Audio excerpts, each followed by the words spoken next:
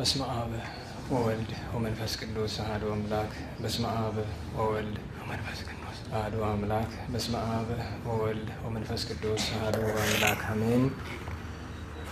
የተባረክ እግዚአብሔር አምላክ እስራኤል ወአምላክ አበዊነ ቅዱሳን ዘተሳሃለነ ወገብረ መድኃኒተ ለሕዝበ ዚአሁ በቸርነቱ ለወገኖቹ መድኃኒትን ያደረገ ይቅር ያለን የአባቶቻችን አምላክ ዘላለም ሥላሴ ከዚህ ሰዓት ከዚህ ዕለት ስላደረሰን ስለ ይቅርታው ስለ ቸርነቱ ሁሉ ስሙ ከሁሉ አስቀድሞ የተመሰገነ ይሁን፣ የተመሰገነ ይሁን። እንዴት ዋላችሁ? እንዴት ሰነበታችሁ? ቸርነቱ ምሕረቱ ይቅርታው የበዛ አምላክ አበው ቸሩ ሥላሴ ለአምላክነቱ እንደሚገባ እግዝእትነ ማርያም ድንግል ወላዲተ አምላክ ቅዱስ ዕፀ መስቀሉ ቅድስት ቤተ ክርስቲያን እግዚአብሔር ያከበራቸው ቅዱሳን ሁሉ ስማቸው የከበረ የተመሰገነ ይሁን። እንኳን አደረሳችሁ። እግዚአብሔር አምላካችን ካከበርናቸው ከምናከብራቸው በዓላት ሁሉ ለሁላችንም በረከት ያሳትፈን፣ በረከት ያሳትፈን። ኧረ አይሰማኝም። አይዟችሁ። ምን ነው ሙቀት ነው? ምን ላይ የቆየ በጣም ትንሽ ሰው ነው። በጣም ትንሽ ሰው። ብዙዎቻችሁ ያው ከስራ ነው የቆየን እንዳትሉ፣ ሁሉም ከስራ ነው የቆየው። ምህላ አድርሰን እንዳትሉ፣ ምህላ ጥቂት ሰው ነው ያደረሰው። ስለዚህ አትድከሙ። እግዚአብሔር ይማረን፣ እግዚአብሔር ይቅር ይበለን፣ ሀገራችን ሰላም ያደርግልን፣ ጨርሶ መልካም ልቦና ይስጠን። የቅዱስ ዳዊት መዝሙር 67 ላይ ባለ ኃይለ ቃል እንነጋገራለን። መዝሙር 67 ነቢየ ጽድቅ ወልበ አምላክ ቅዱስ ዳዊት፣ ከቅዱስ ዳዊት አስቀድሞ ሊቀ ነቢያት ቅዱስ ሙሴ፣ ከሱም በኋላ የነበሩ በዘመነ ትሩፋንም ከዚያም በፊት ከዚያም በኋላ የነበሩ አባቶች ደጋግመው በታቦት በጽላት ፊት ሲጸልዩት የነበረ ጸሎት ነው። ይትነሳ እግዚአብሔር ወይ ዘረው ጸሩ የሚለው እግዚአብሔር ይነሳል ጠላቶቹም ይበተናሉ፣ ወይም በጸሎት ደረጃ እግዚአብሔር ይነሳ ጠላቶቹም ይበተኑ ይላል። እዚሁ ላይ ወደ ቁጥር 31 አካባቢ ስንደርስ የምናገኘው ኃይለ ቃል አለ። ቁጥር 31 ላይ እንዲህ ይላል፣ መልእክተኞች ከግብፅ ይምጡ፣ ኢትዮጵያ እጆቿን ወደ እግዚአብሔር ትዘረጋለች። የምድር ነገሥታት እግዚአብሔርን አመስግኑ፣ ለአምላካችንም ዘምሩ። በምስራቅ በኩል ወደ ሰማያ ሰማያት ለወጣ ለእግዚአብሔር ዘምሩ። የኃይል ቃል የሆነ ቃሉን እነሆ ይሰጣልና ለእግዚአብሔር ምስጋናን ስጡ። ግርማው በእስራኤል ላይ ኃይሉም እስከ ደመናት ነው። እግዚአብሔር በቅዱሳኑ ላይ ድንቅ ነው። የእስራኤል አምላክ እርሱ ኃይልን ብርታትንም ለሕዝቡ ይሰጣል። እግዚአብሔር ይመስገን ይላል። ኃይለ ቃሉ የምንፈልገው ቁጥር 31 ላይ ያለውን ይምጽኡ ተናብልት እምግብፅ፣ እኛ የምንጠቀመው የግዕዙን ነው። ዋናው ትልቁ ምክንያታችን ተናብልት አማላጆች ተብሎ ስለሚተረጎም አማላጆች፣ ለማኞች፣ ጠያቂዎች፣ አስታራቂዎች ከግብፅ ይምጡ። ኢትዮጵያ ታበጽሕ እደዊሃ ሀበ እግዚአብሔር። ኢትዮጵያ ትንሽ ቀንስ። ኢትዮጵያ እጆቿን ወደ እግዚአብሔር ትዘረጋለች ከማለት ይልቅ በጽሐ ደረሰ ነው፣ አብጽሐ አደረሰ ነው። ታበጽሕ እጆቿ ወደ እግዚአብሔር ይደርሱላታል ነው። መዘርጋትማ ሁሉ ይዘረጋል። መዘርጋት የሚለው መጥፎ ሆኖ ሳይሆን ግን በጣም የረታ ትርጉሙ ኢትዮጵያ እጆቿን ወደ እግዚአብሔር ትዘረጋለች ሳይሆን ታደርሳለች ነው።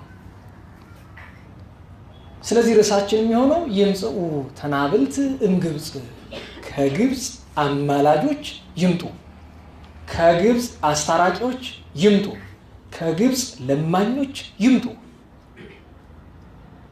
ነው ርዕሳችን የሚሆነው። ከግብፅ አማላጆች ይምጡ። ከሁሉ አስቀድመን ግን መግቢያ የሚሆንን አንድ መዝሙር እንዘምራለን። ዛሬ 2 ነው አይደለም? ይሄ ነገር አሁንም ትንሽ ይቀረዋል መሰለኝ። ያው ይህ ስጮህ ትንሽ ጆሮአችሁ ላይ ችግር እንዳልፈጥር ይበቃዋል እንደዚህ መሰለኝ አይደለም? ደህና ዋላችሁ? እንዴት ዋላችሁ? እንደዚህ ይሻላል አይደለም? አዎ ከምጮህባችሁ ይሻላል። ዛሬ 2 ነው። ዓመታዊ የአቡነ መክፈልተ ማርያም፣ ዓመታዊ የቅዱስ ጎርጎርዮስ ራእየ ወአት፣ ዓመታዊ የቅዱስ አባ መከራዊ ኤጲስቆጶስ ወሰማዕት አረጋዊ የእረፍት በዓል ሲሆን በወራዊ በዓል የቅዱስ ታዲዮስ፣ የቅዱስ ሳዊሮስ፣ የቅዱስ ዮሐንስ መጥምቅ፣ የቅዱስ ኢዮብ፣ የቅዱስ አቤል፣ የቅዱስ ጳውሊ ርዕሰ ገዳማውያን፣ የአባ ሕርያቆስ ዘሀገረ ብህንሳ ዓመታዊ በዓላቸው ነው እና ወራዊ በዓሉ የገጠመለት አባታችን አባ ሕርያቆስ ኦ ማርያም በእንተ ዘናፈቅረኪ ወነአቤኪ ወነ ሳይሆን ወና አቤኪ እስመ ወለድኪ ለነ መብልዐ ጽድቅ ዘበአማን። ወዲህ በፊት ይምጡ፣ በዚህ ቦታ አስጠጋ መለናቸው። እስመ ወለድኪ ለነ መብልዐ ጽድቅ ዘበአማን ወስቴ ሕይወት ዘበአማን። ድንግል ሆይ ማርያም ሆይ ስለዚህ ነገር እንወድሻለን፣ ከፍ ከፍ እናደርግሻለን፣ እናገንሻለን። ለምን ትይኝ እንደሆነ የዘላለም የእውነት መብልን የእውነት መጠጥን ስጋውን ደግሞ አስገኝተሻል የሚል መዝሙር አለ። የሰንበት ተማሪ መዝሙር ኦ ማርያም የሚለው ታውቁታላችሁ? እንዴት ዋላችሁ? ቆማችሁና ተቀምጣችሁ ከምትማሩ የትኛው ነው የሚሻላችሁ? እንዴት ዋላችሁ? ቆማችሁ ወይስ ተቀምጣችሁ? ተቀምጣችሁ ይሻላችኋል። ስለዚህ ጠባይ ግዟ፣ ስትጠየቁ መልሱ። ታውቁታላችሁ አታውቁትም? በል እሺ፣ ሰንበት ተማሪዎች በመካከል ስላሉ የግቢ ልጆችም ስላላችሁ ስለምታውቁት በሉ አንድ ጊዜ በጋራ እንዘምር። በስላሴ በወላዲተ አምላክ ዛሬ ባከበራቸው ቅዱሳንና በዕፀ መስቀሉ ስም እንዘምራለን። ኦ ማርያም በእንተ ዝናፈቅረኪ በሉ አይዞች። ኦ ማርያም በእንተ ዝናፈቅረኪ እስመ ወለድኪ ለነ መብልዐ ጽድቅ ዘበአማን ወስቴ ሕይወት ዘበአማን። አይዞች። እስመ ወለድኪ ለነ መብልዐ ጽድቅ ዘበአማን ወስቴ ሕይወት ዘበአማን። አይዟችሁን እንድገመው። ኦ ማርያም በእንተ ዝናፈቅረኪ ኦ ማርያም በእንተ ዝናፈቅረኪ እስመ ወለድኪ ለነ መብልዐ ጽድቅ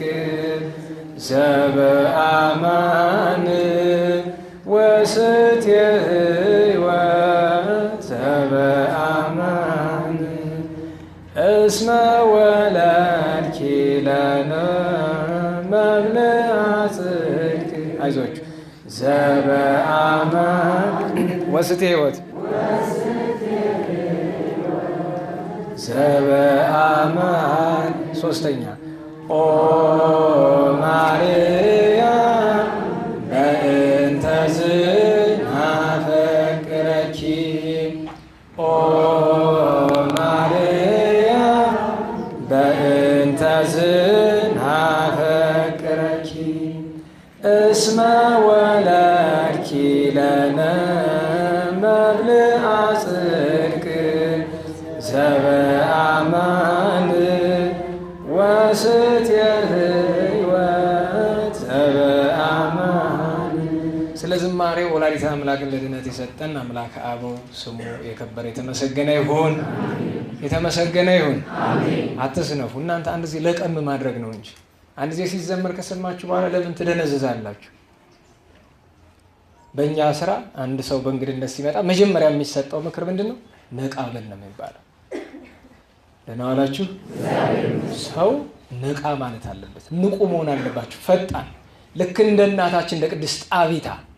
ስሟ ጣቢታ ማን ነው የምትባለው? መጽሐፍ ቅዱስ ማን ይላታል? ዶርቃስ። ዶርቃስ ማለት ወይ ጠል ወይም ፌቆ ወይም ደግሞ ምን ማለት ነው? ጥንቸል። ጥንቸል ንቁ ናት አይደለም? እንግዲህ ያችን የመሰለች ቅድስት ናት ምን ተባለች? ጥንቸል። ለፈጣንነቷ ነው። ምሳሌነት ያለው ስያሜ ነው። እግዚአብሔር በእውነት በረከቷን ያሳድረብን። እንደ መግቢያ 1-3 የተጠየቁ ጥያቄዎች ስላሉ ከብዙ ሰው ስለመጡ 3ቱን ጥያቄዎች ለመልስና በእግዚአብሔር ቸርነት ወደ ርዕሳችን እንመልሳለን። የመጀመሪያው ጥያቄ በጾም ገላ መታጠብም ሆነ ጸበል መጠመቅ በጾም ሰዓት ክልክል ነው? ከምግብ በፊት ከቅዳሴ ወይም ደግሞ ከጾም ሰዓት በኋላ ነው የሚቻለው የሚል ጥያቄ ተነስቶ ሰው ብዙ ምክንያት ያመጣል። መቼም ስርዓተ ቤተክርስቲያን ሲነገረው የማይገደው ሁሉ ይገደዋል እና ምን የሚል መጣ? እንዲማ ከሆነ ሰው ሁሉ ሳይጠመቅ ሊቀር ነው። ጭራሽ እኮ አትጠመቁ አይደለም የተባለው። መቼ ነው የተባለው? ከምግብ ተው፣ ከምግብ በኋላ በልተህ ትጠመቅ። እሱስ አምሮ ይቀራል። ተው ይቀር። ልክ እንደ ደግ መሳይ አንድ ባል ሚስቱ ጸንሳ እንዲሁ ምን ያምርሻል? እንደዚህ ጥሩ ይመዘግባል። ሌላስ አይበቃም? ጨምር በሙሉ ማዕት ነገር አጻፍና መጨረሻ ላይ ስትለው ጥሩ ነው ይሄ ሁሉ አምሮትሽ ነው። በይ ጥሩ ነው አምሮሽ ይቀራል እንዳለው ማለት ነው። በልቶ መጠመቅ ደግሞ ወይት ሀገር አለ። መቼ ነው መጠመቅ የሚቻለው? ከምግብ በፊት 11 ሰዓት የሚበላ ሰው በዛው ሰዓት አካባቢ ነው የሚጠመቀው። 9 ሰዓት የሚበላ ሰው በዛው ሰዓት አካባቢ ነው ገላ መታጠብ። አሁን ግን ገፍቶ ምን መጣ? አንደኛ ጸበል ቦታ ላይ ዝግ ነው። ጸበል እንደምታውቁት ጠዋት እስከ 6 ሰዓት ይከፍቱትና ይዘጉታል። ይሄ መታረም አለበት። በመጀመሪያ ደረጃ ጸበሉ ለምን ይዘጋል? የመጀመሪያው ችግር እሱ ነው። አንድ የጸበል ቦታ መልእክት ተልኮ ነበረ። ምነው ለምን እንደዚህ አልክ? ሰው እንዴት ብሎ ይጠመቃል? ክፈቱላቸው። እስከ 6 ወይ እስከ 9 ለድውያን እኮ ይቻላል። የታመመ ሰው የነፍስ አባት ፈቅዶለት መጠመቅ ይችላል። ለድውያን ይሁን። ባለጤና መንቀሳቀስ መጾም የሚችል ሰው ግን ጾሙን መሻር የለበትም። ገላ መታጠብና ጸበል መጠመቅ ጾም ያሽራል ብለን ተናግረናል። ስለዚህ መፍትሄው የሚሆነው ከጸበሉ ጋር ተነጋግሮ ጸበሉ በሁለት ምዕራፍ እንዲከፈት ማድረግ። መጀመሪያ ለድውያን እስከ 9 ሰዓት ተከፍቶ ይቆይ ወይ እስከ 6 ሰዓት። ከዚያ በኋላ ይጠራቀማል። 9 ሰዓት የሚጠመቅ 9 ሰዓት ይጠመቃል። 11 የሚጠመቅ 11 ይጠመቃል። አለቀ። ስለዚህ ይሄ ነው መድኃኒቱ። ሌላኛው ስራውዬ ከነላበቴ እንዴት ብዬ ቅዳሴ ልገባ ነው? አንተ የውጫዊ አካልህ ንጽህና ይህን ያክል የሚያስጨንቅህ ለመሆኑ ለህሊናና ለነፍስ ለልቦና ንጽህና ተጨንቀህ ታውቃለህ?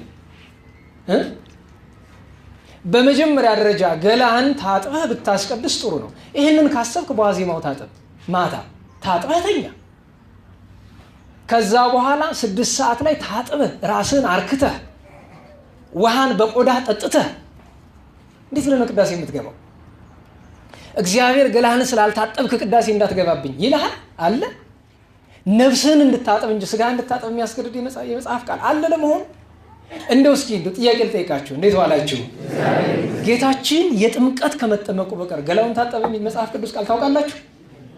እንዴት ዋላችሁ ይላል። ታጥቦ ያቅም ጌታ በዘመኑ ሁሉ እሱ ንጹሕ ባሕርይ አምላክ ነው ስለማያድፍ። እግዝእትነ ማርያም ንጽሕትም ንጹሐን ናት። የእሱን አብነት አድርገው አባ እንጦንስ 120 ዓመት እድሜ ሲኖር 100 ዓመት በበረሃ ሲኖር ገላውን ታጥቦ አያውቅም። መጠነ ዓመታት ምዕት የተሐጽበ ስጋ የሚለው እሱን ነው። አልታጠበም፣ ታጥቦ አያውቅም። ስለ ስጋ ንጽህና ይገድሃል እንዴ? እነ ቆሻሻ እንዴት ብዬ ከነ ጠረን የቤተክርስቲያን እንዴት እየልግባ?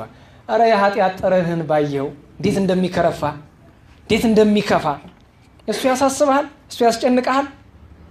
በተፈቀደው ሰዓት ብታደርገው እንዴታ። በነገራችሁ ላይ የጠዋት ቅዳሴ ሆኖ ሌሊት 11 ሰዓት ታጥበህ ቤተክርስቲያን እንዳትገባ።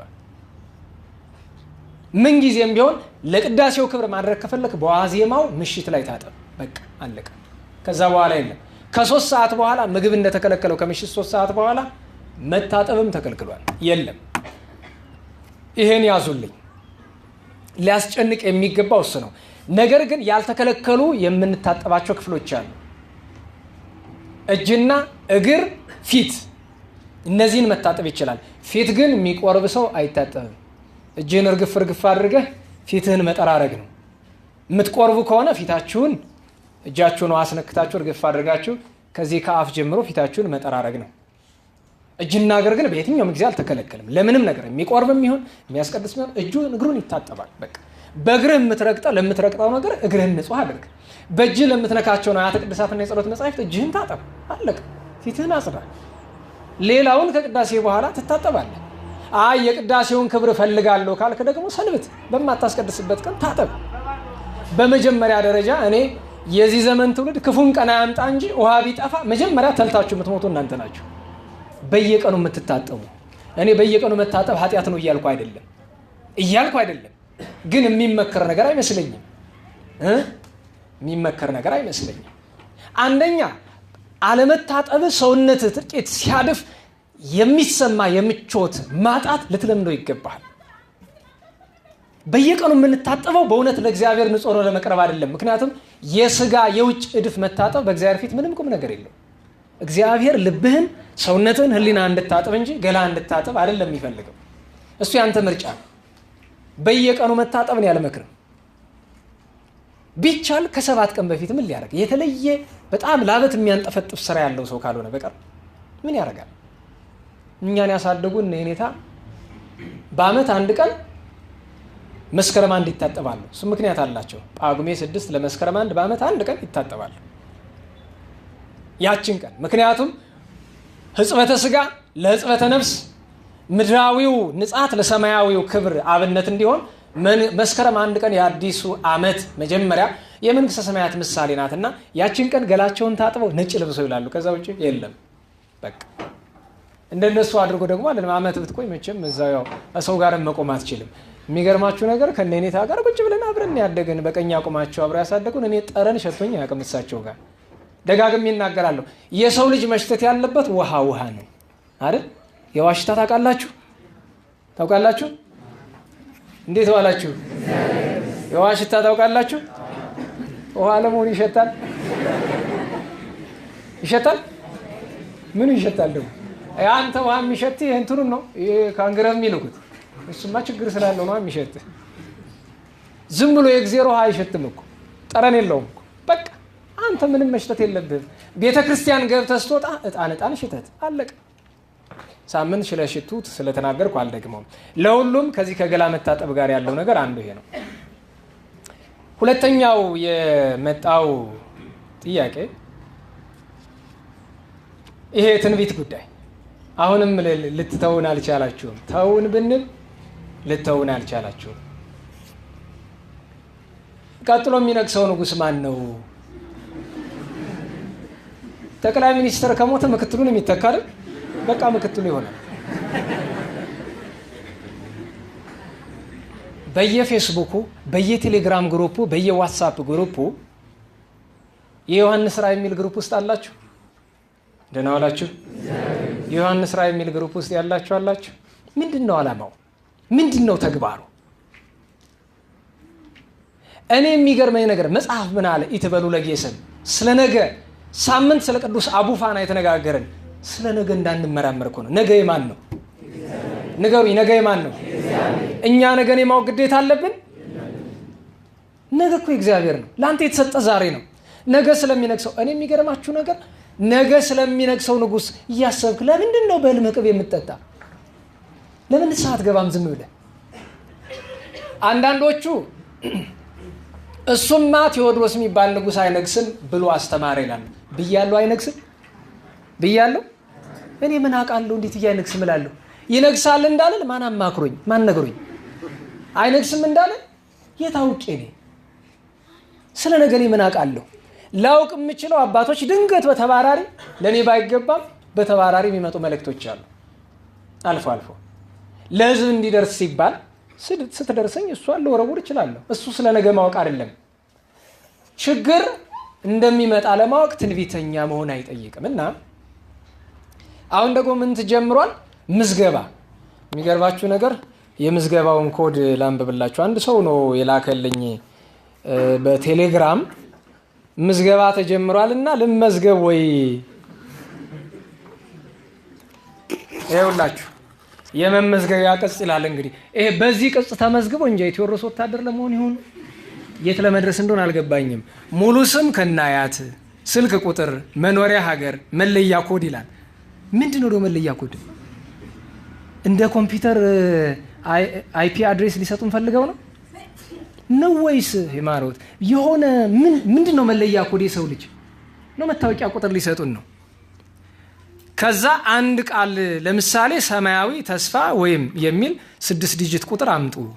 ከዛ መንፈሳዊ ወይም ዓለማዊ እውቀት ካለው ተብሎ እንግዲህ ይሄ በየግሩፑ በየቦታው የሚዟዟር የምዝገባ ቅጽ ነው።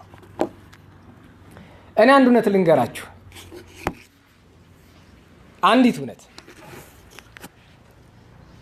ስለ ነገ የምታስቡ ከሆነ ወይም ነገ ስለሚሆነው ነገር ማወቅ፣ ስለ ነገ ማሰብ ስላችሁ ነገ ስለሚሆነው ነገር ማወቅ የምትፈልጉ ከሆነ ትጠፋላችሁ። እደግመዋለሁ፣ ትጠፋላችሁ። ይቅርባችሁ። ዛሬን እያቆሸሽክ ስለ ነገ የምታልም ከሆንክ ይሄ እብደት ነው፣ ጨርቅ መጣል ነው። ሰዎቹ ዓላማቸው ምን እንደሆነ አላውቅም። ሰውን ግን ለምንድን ነው የሚመዘግቡት?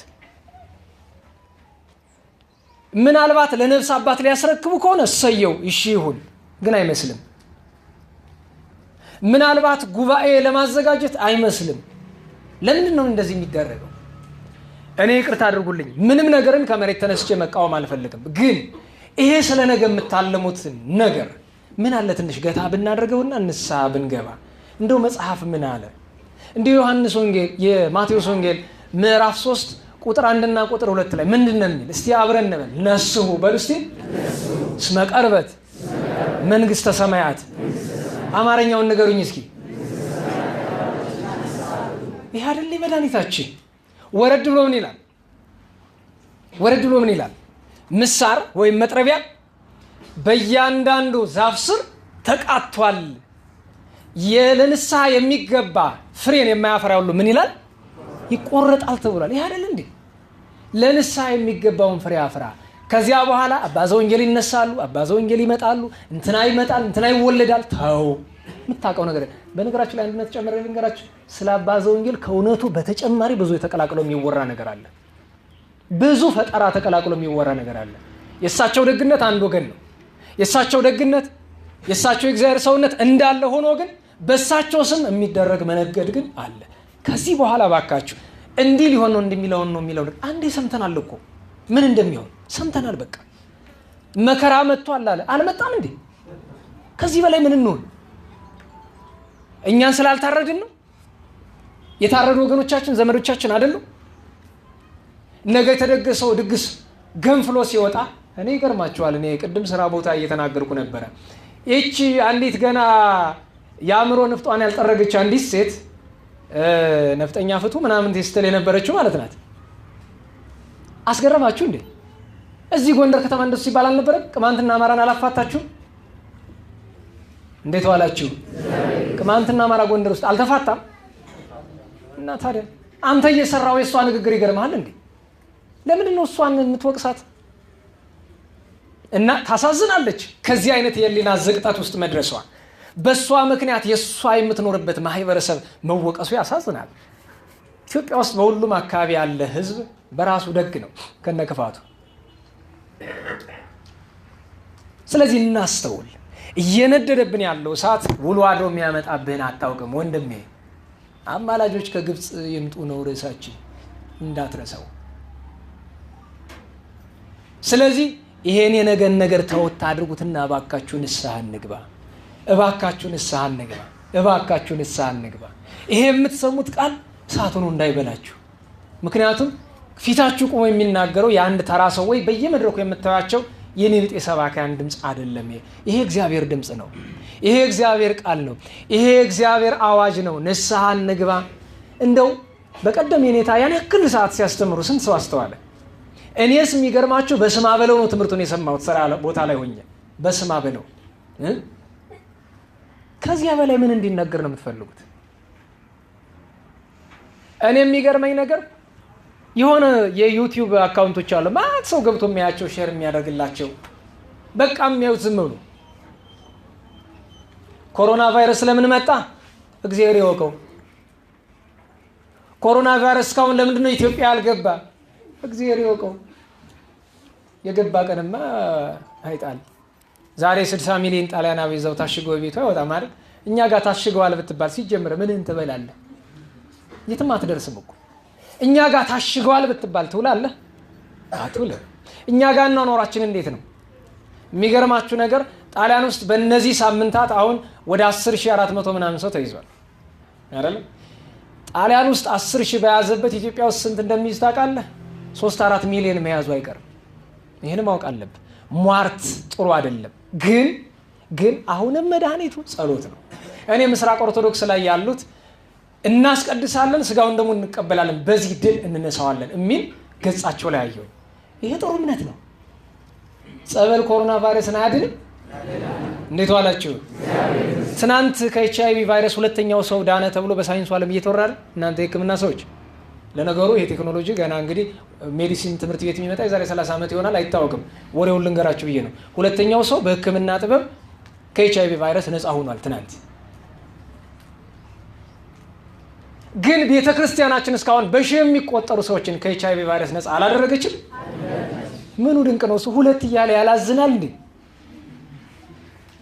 ሰቡት። ኮሮና ቫይረስ ምናምን አይደለም። ወሳኙ ነገር ንስሐ እንግባ። ነገ የሚለውን ነገር ደጋግሜ ተናግሬ ያለው ነገን በንስሐ ተቀበለው እንጂ እንትና ሊመጣ ነው እንትና ላይመጣ ነው አትበለኝ። በመጀመሪያ ደረጃ እግዚአብሔር የሚያደርገውን ወደ ሀገር የሚያመጣውን በረከት እንኳን ለኛ ለቅዱሳኑም ይሄን ያክል ግልጥልጥ አድርጎ አልተነገረ። አሁን በየፌስቡክ የሚዟዟረው ስታዩት ቴዎድሮስ መልኩ እንዲህ ያለ የሚቀመጥበት ፈረስ እንዲህ ያለ መነሻው እዚህ ቦታ በዚህ አርጎ ዝሮ ይሄን ብሎ የሚናገረው ደንቆሮ እንኳን ይሄን ሊያውቅ የገዛ ጭንቅላቱን ማስተዋል ያቃተው ሁሉ ቁጭ ብሎ ስለ ቴዎድሮስ ይተርካል። የታቀውና መጀመሪያ አሁንም ደግሜ እያልኩ ነው፣ አይመጣም እያልኩ አይደለም። ይሄንን ማሰብ ግን እንዳያጠፋ ነው እያልኩ ያለሁት። ሁለተኛው እሱ ነው። ሶስተኛው ሳምንት ላይ እዚህኛው ጉባኤ ሳይሆን እዛኛው ጉባኤ ላይ ይመስለኛል ክርስቲያን ማለት ምረረ ገሃነመ እሳትንና ጣዕመ መንግስተ ሰማያትን የሚያውቅ ነው። እነዚህን የማያውቅ ሰው ክርስትና መቼም አይገባውም ብዬ ተናግሬ ነበርና ግራ ገባኝ። አንዱ ምን አለኝ? ጣዕመ መንግስተ ሰማያትስ ገባኝ፣ የገሃነመ እሳት ምራራነት ግን አልገባኝ አለ። እቺ ወፍ ገልብጣ ነፋች። ጋፍኛ ቶሎ የሚገባ የትኛው ነው? ገሃነመ እሳት። ምክንያቱም እስመ ምድር ገሃነም ለሊሁ ብለው ሊቃውን ተናግረዋል። ምድር ራሱ ምንድን ነው? የገሃነመ እሳት እኮ መግቢያ ቀዳዳው ነው እሱ። እዛ ኤርታሌን ፈረንጆቹ ምንድን ነው የሚሉት? የአፋሮችን አነጋገር ይዘው ጌት ኦፍ ሄል አይደል የሚሉት? የገሃነም በር ነው የሚሉት። ምድር ራሷ እኮ የገሃነም በር ናት። ግን እውነቱን ከሆነ ምረረ ገሃነምና ጣዕመ መንግስተ ሰማያት የአንድ ሳንቲም ሁለት ጀርባዎች ናቸው። አንድ ክርስቲያን የገሃነመ እሳትን መራራነት ከተረዳ የመንግስተ ሰማያትን ጣዕም መረዳት ይችላል። ጣዕመ መንግስተ ሰማያት ግን ጣዕመ መንግስተ ሰማያትና ምረረ ገሃነመ እሳትን ለመረዳት በክርስትና ውስጥ መግባት ግድ ነው። ሰውነትን በንስሐ ትታጠብና ከዚያ በኋላ የክርስቶስ የጌታችን የድንግል እመቤታችን የቅዱሳን አባቶች የእናቶቻችን ፍቅራቸውን ቀስቀስ እያልክ ስትለማመደው የነሱ ፍቅር ወደዛ ውስጥ ይከታል። ወደዛ ውስጥ የጌታችን ሕማም ሲነገር ትንሽ እንባ የሐዘን ስሜት ልብህን ስብር ካደረገ አሁን መንገድ ጀምረሃል ማለት ነው። ትረዳዋለህ። ይሄ ምልክቱ ነው። ለምሳሌ የዘፈን ዳርዳርታው ምንድን ነው የሚባለው? እስክስታ ነው ይባላል አይደለም? አንድ ቁጭ ብለህ እኔ ዘፈን አልወድም ምናምን ትላለህ፣ ግን ቤቱ በጣም ከፍ ያለ ዘፈን ሲከፈት ሳታስበው እግርህ እንደዚህ ይልባላ ትከሻ። ለምን? ውስጥ አለ ገብቶብሃል። ዝም ብለህ በአፍህ ትላለህ እንጂ የዘፈን አጋንንታዊ ስሜት ውስጥ ገብቷል፣ ያንቀሳቅሳል። ልክ እንደዛ የጌታ ሕማማት ሲነገር የድንግል ማምላክ ፍቅሯ ሲነገር እስቲ እንደ ምሳሌ እነ ኔታን የመሰሉ ስለ ድንግል ማርያም ስለ ክርስቶስ ስለ መድኃኒታችን ሲናገሩ ምን ያደርጋሉ? ያለቅሳሉ። አስበውት ነው አይደለም። ከውስጥ ፈንቅሎ የሚወጣ ነገር ነው እና የመንግስተ ሰማያትን ጣዕም የምትረዳው በክርስቶስ በመድኃኒታችን በድንግል በእመቤታችን በቅዱሳን ፍቅር ውስጥ ነው። እነሱን በመውደድ ውስጥ ታገኘዋለህ። እነሱ ውስጥ ወዳቸው ነው የመንግስተ ሰማያትን ጣዕሟን የገሃነመ እሳትን መራራነቷን የምትረዳው። መራራነቷን ማለት ባለፈው እኮ ተናግሬያለሁ። ጨለማ ሲባል የዚህ ዓለም ጨለማማ በረከት ነው እንዳይመስልህ። ጨለማ ማለት የሚዳሰስ ጨለማ ነው። አካል ግዘፍ ያለው ጨለማ ነው። የሚገርምህ እሳትና ውሃ አንድ ላይ ይጠብቃል። ውሃው ግግር በረዶ ሆኖ በአንድ ጊዜ ብጥስጥስ የሚያደርግ እሳቱም ያቃጥል። የትኛውን ትችለዋለህ? ባጋንንት አንደበት በረቂቅ ጥርስ ስትላመጥ በእሳት ጥርስ ተላምጠ፣ በእሳት ጉሮሮ ተውጠ፣ በእሳት ጨጓራ ተለውሰ እንደገና ባጋንንት በመጸዳጃ ወጥተ ሁለተኛ ዞር ትላመጣለህ። እረፍት የለም። ስትላመጥ፣ ስትዋጥ፣ ስትተፋ ነው የምትኖረው። ትል ሲባል ምድራዊ ትል እንዳይመስል። ትል ማለት ራሱ ጋኔን ነው እኮ። ከጋኔንት በላይ ምን ትል አለ? የማያንቀላፋ እረፍት የሌለው። ምድራዊ እሳትማ እኮ ቀላል ነው። ይህንን ነው ማስተዋል የሚገባው። ጣዕመ መንግሥተ ሰማያት ገሃነመ እሳትን ማወቅ ነው ዋናው ትልቁ ነገር። ይሄን ያወቀ ሰው ምንም አያታለውም። የሴት መልክ፣ የወንድ መልክ፣ ገንዘብ፣ አሁን ዛሬ የምትባላበት ገንዘብ ሁሉ የእግዚአብሔርን መንግስት ዋጋ ስለማታውቃት ነው፣ ስለማናውቃት ነው። እግዚአብሔር በእውነት ጣዕመ መንግሥተ ሰማያትን ምረረ ገሃነመ እሳትን በልቦናችን ያሳድርልን። ይምፁ ተናብልትም ግብፅ፣ ከግብፅ አማላጆች ይምጡ። መዝሙር 67 ቁጥር 31። ይህንን ርዕስ ሳነሳ በወቅቱ የኢትዮጵያና የግብፅን ግጭት መቼም ማሰባቸው አይቀርም። ይሄ ነገር ሃይማኖታዊ ጉዳይ ስለሆነ ላነሳው ወድጃለሁ።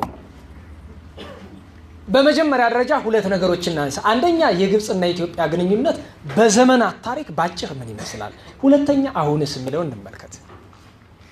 የኢትዮጵያና የግብፅን ታሪክ ስትመለከቱ በጣም ረጅም ግንኙነት ያለው ነው። ላይኛው ግብፅ የሚባለውን የኢትዮጵያ ነገስታት ሲበረቱ እነሱ ሲገዙት፣ የግብፅ ፈርዖኖች ሲበረቱ እነሱ ሲገዙት ኖረዋል። አብዛኛውን ጊዜ ግን ላይኛው ግብፅ ማለት በካርታ የግብፅ ታች ማለት ነው። ወደ ኢትዮጵያና ወደ ሱዳን በሱዳን ድንበር ያለው የግብፅ ክፍል ላይኛው ግብፅ ይባላል። ላይ ማለት ባቀማመጡ ነው፣ በቦታ እንደምታውቁት አባይ ወደ እነሱ አይደለም ይሄድ፣ ናይል አይደለም እንዴ? አይደለም። ስለዚህ ከምን ወደ ምን ነው የሚሄደው? ከላይ ወደ ታች ነው የሚሄደው። ኢትዮጵያ ከፍተኛ ስፍራ ላይ ነው ያለችው፣ ግብፅ ዝቅተኛ ስፍራ ላይ ነው ያለችው። ብዙ ነገስታት የኢትዮጵያ ነገስታት ግብፅ እንዳስተዳደሩ ታሪክ ይናገራል። ግን በጣም ወደ ጎላው ታሪክ እንምጣና ሊቀ ነቢያት ቅዱስ ሙሴ የግብፅ ፈርዖን አልጋ ወራሽ ሆኖ በነበረባቸው ዘመናት ለዘመዱ ለዕብራዊው ሰው ረድቶ ግብፃዊውን በገደለው ጊዜ ፈርዖን ሊገለው ስለፈለገ ሸሽቶ የመጣ የት ነበረ? ምድያም። ምድያም ደግሞ የማን ግዛት ናት? የኢትዮጵያ ጥንታዊ የሳባ ግዛት ናት። ምድያም አሁን ኢትዮጵያ ክልል ውስጥ አይደለም፣ ኤርትራም አይደለም። ምድያም ያለው እዛ ደቡብ አረቢያ በላይ ነው። ጥንታዊ ምድያም ማለት ኢትዮጵያ ማለት የጥንቱ ግዛት እስከዚያ ድረስ ነው። ይህንን ስንል የሆነ ርካሽ ዝና ፍለጋ አይደለም። ኢትዮጵያ እስከዛ ሆነ አልሆነ ምን ያደርግልናል? አሁን ከታች እስከ ማዳጋስካር ነበረ፣ እስከ ታንዛኒያ ነበረ። አንድ ወቅት ላይ ደግሞ ጭራሽ ሙሉ አፍሪካን ቅኝ ግዛት ባትለውም እንኳ ይዛ ነበረ፣ ታስተዳደር ነበረ የሚል ታሪክ ከኛ ሳይሆን ከፈረንጅ ሁሉ ታገኛለህ። በዚህ ጊዜ ግብፅ ያሳደደችውን ቅዱስ ሙሴን ተቀብሎ ያስተናገደው ኢትዮጵያዊ ካህን ዮቶር ወይም ራጉኤል ልጁን ሲጳራን አጋብቶ 2 ልጆች እንዲወልዱ አድርጓል። ይሄ በግብፅና በኢትዮጵያ መካከል አንዳች ነገር አመጥቷል። ምክንያቱም ትርጓሜ ላይ የሚለው ነገር አለ። ይምፁ ተናብልትም ግብፅ፣ ከግብፅ አማላጆች ይምጡ፣ እንገብራለን፣ እንቀቅላለን። ለማን? ለእስራኤል። ምክንያቱም በብሉይ ኪዳን ጠቡ የነበረ በኢትዮጵያና በግብፅ ሳይሆን በዋነኝነት በሃይማኖት ደረጃ በማን ነው? በግብፅና በእስራኤል መካከል ነው። ምክንያቱም 215 ዓመት በድምሩ 430 ዓመት ገዝተዋቸዋል። ከዚያ እግዚአብሔር ከ40 ዓመት የኢትዮጵያ ቆይታ በኋላ ቅዱስ ሙሴን ወደ ግብፅ መለሰው። እግዚአብሔር ሕዝቤን ልቀቅ ይልሃል አለው ለግብፅ ፈርዖን። የግብፅ ፈርዖን ልቡ ደንዳና ነው፣ አልለቅም አለ። 9 መቅሰፍት ተወረደበት። ደህና ዋላችሁ።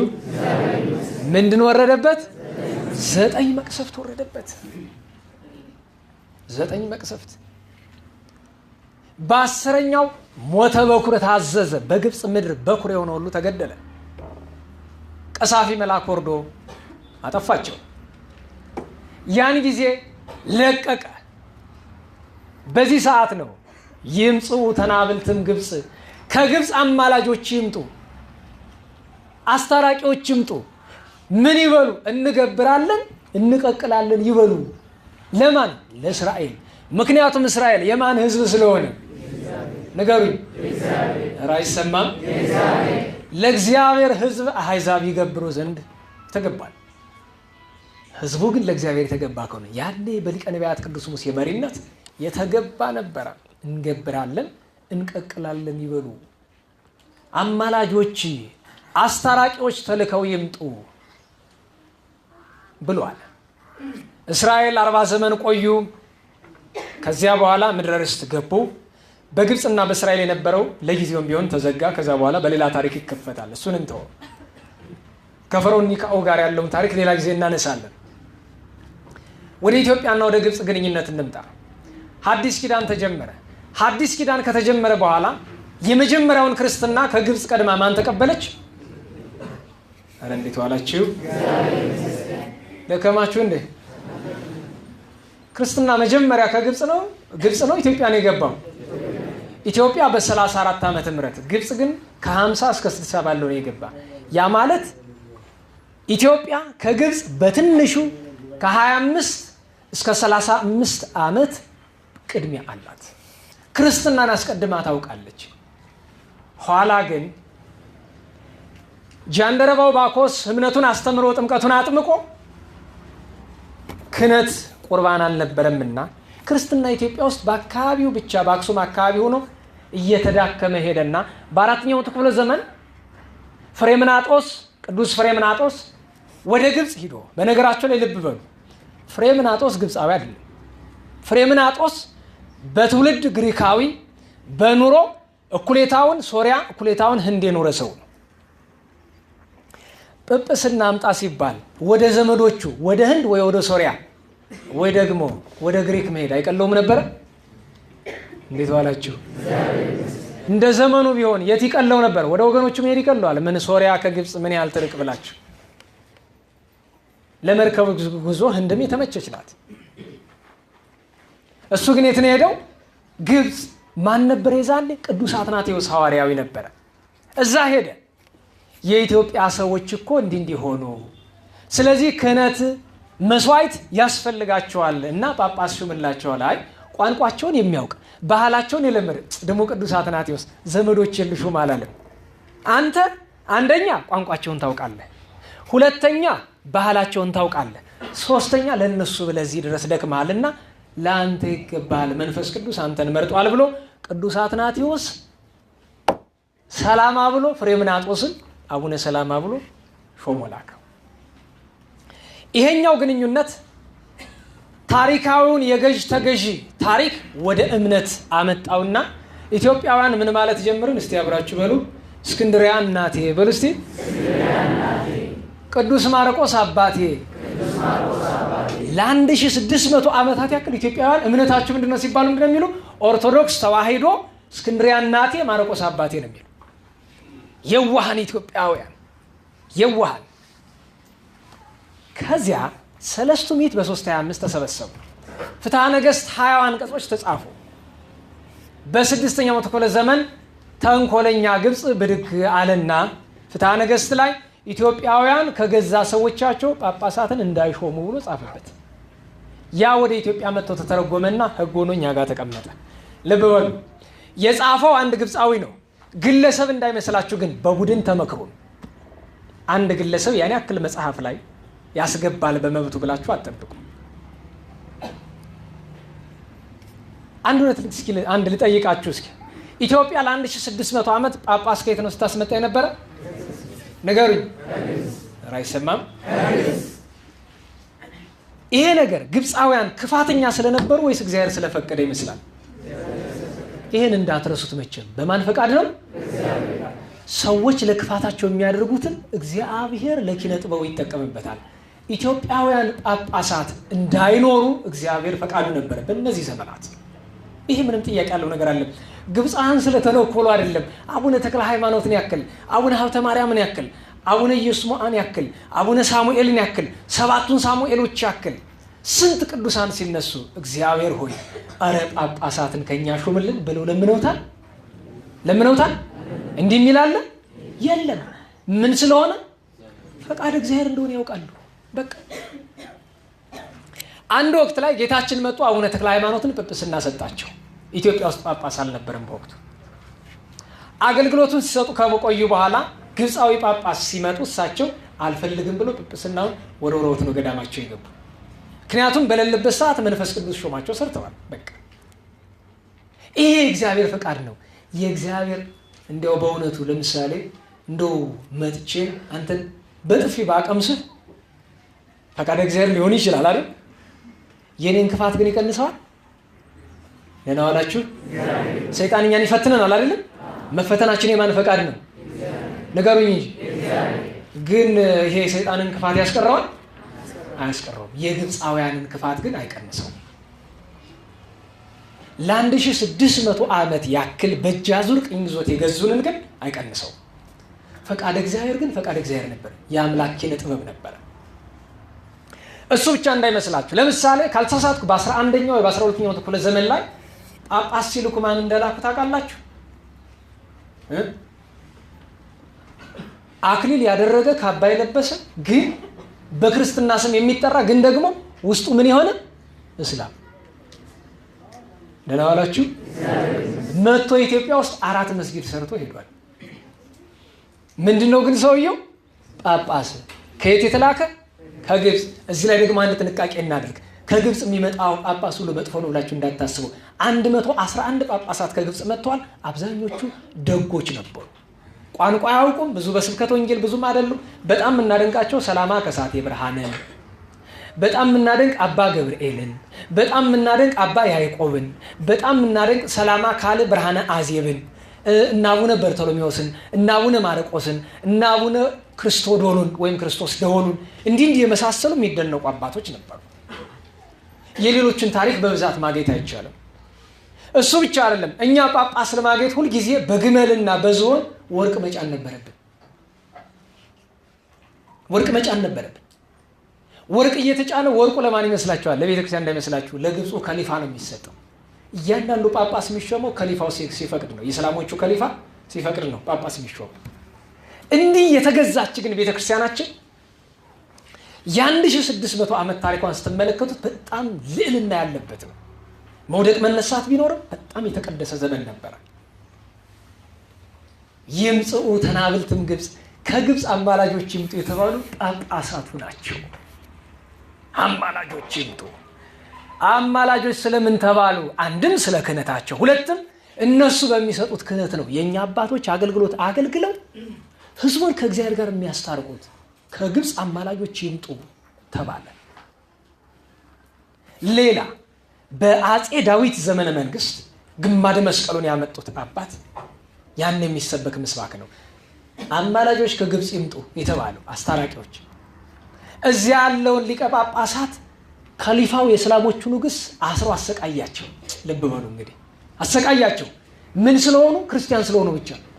በዚህ ወቅት ላይ ማን ይሰማሉ? አጼ ዳዊት 100,000 ፈረስ፣ 100,000 በቅሎ፣ 100,000 ግመል አስጭነው ሄደው ላይኛውን ግብፅ በጦርነት ድል አድርገው ዘርፈው ተመልሰው መጡና ኢትዮጵያ ውስጥ ያለውን እስላም በሙሉ አጥረው ዘጉት። ትፈታለህ ወይስ እዚህ ብድር ልመልስ ብለዋል። እናዋላችሁ ትፈታለህ፣ ክርስቲያኖችን ትንከባከባለህ ወይስ እዚህ ያለውን ብድር ልመልሳለሁ? ምክንያቱም እነዛኞቹ በሃይማኖታቸው እየተሰቃዩ ያሉት እዚህ ያሉትን ብድር አትመልሳለሁ አሉ። ጨነቀው። ሄዶ ሊቀ ጳጳሳቱን ከስር ፈታቸው፣ ለመናቸው። አስሮ ሲያሰቃያቸው የነበረው ለመናቸው። ምን ብሎ?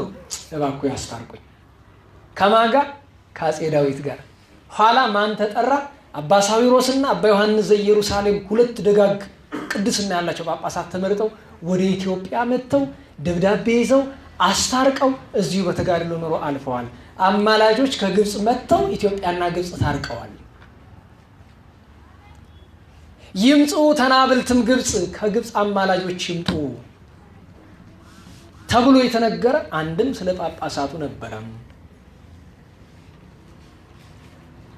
ከዚያ ውጪ በቅርብ ጊዜ ታስታውሱ ከሆነ 2008 ወይ 2009 ላይ አቡነ ታውድሮስ መጥተው ነበር አይደል?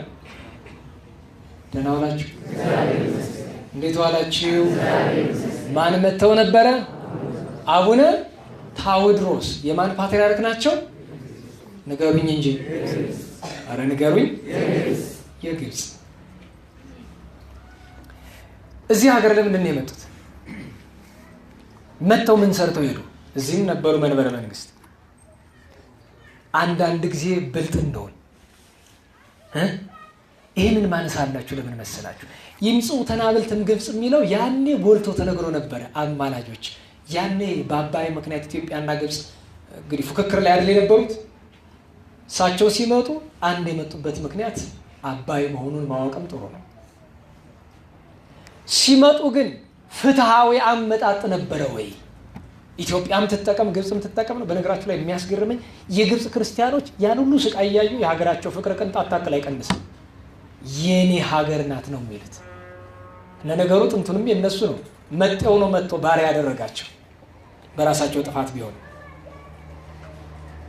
መጡ። ግን ምንድን ነው የተገኘው ፋይዳ?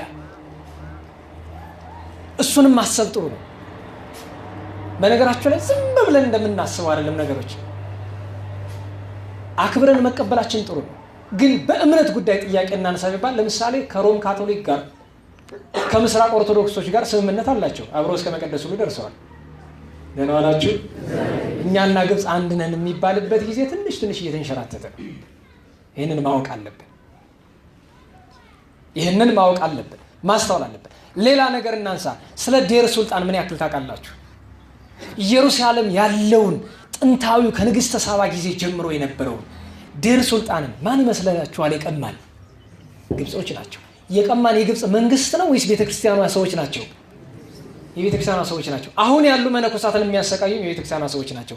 ከጳጳሳት ጀምሮ የግብጽ ጳጳሳት ለኢትዮጵያ አሁንም በጠላትነት የቆሙ ናቸው። ይሄንን ሁሉ መላችሁ ግብጾችን ጥሉ ብዬ አይደለም። ምክንያቱም አማላጆች ከግብጽ ይምጡ ለምን እንደተባለ መጨረሻ ልነግራችሁ ነው። ዋናው የፈለኩትን ነገር ግን የግብፃውያንን የመረረ ክፋትና ኢቭን ቢቀር ቅርታ ለእንግሊዘኛው ቢቀር እንኳን የቤተ ክርስቲያን ሰዎቻቸውን ተጠቅመው ምን ያክል ክፋት እንደሚሰሩ እንኳን እንድታውቁና እንድትሰለጥኑ እንድታስተውሉ ፈልጋለሁ። ማስተዋል አለብን። ዴር ሱልጣንን ከእስላም መንግስት ጋር ተባብረው የሚቀሙን አሁንም አባቶቻችን የሚያሰቃዩ እነሱ ናቸው።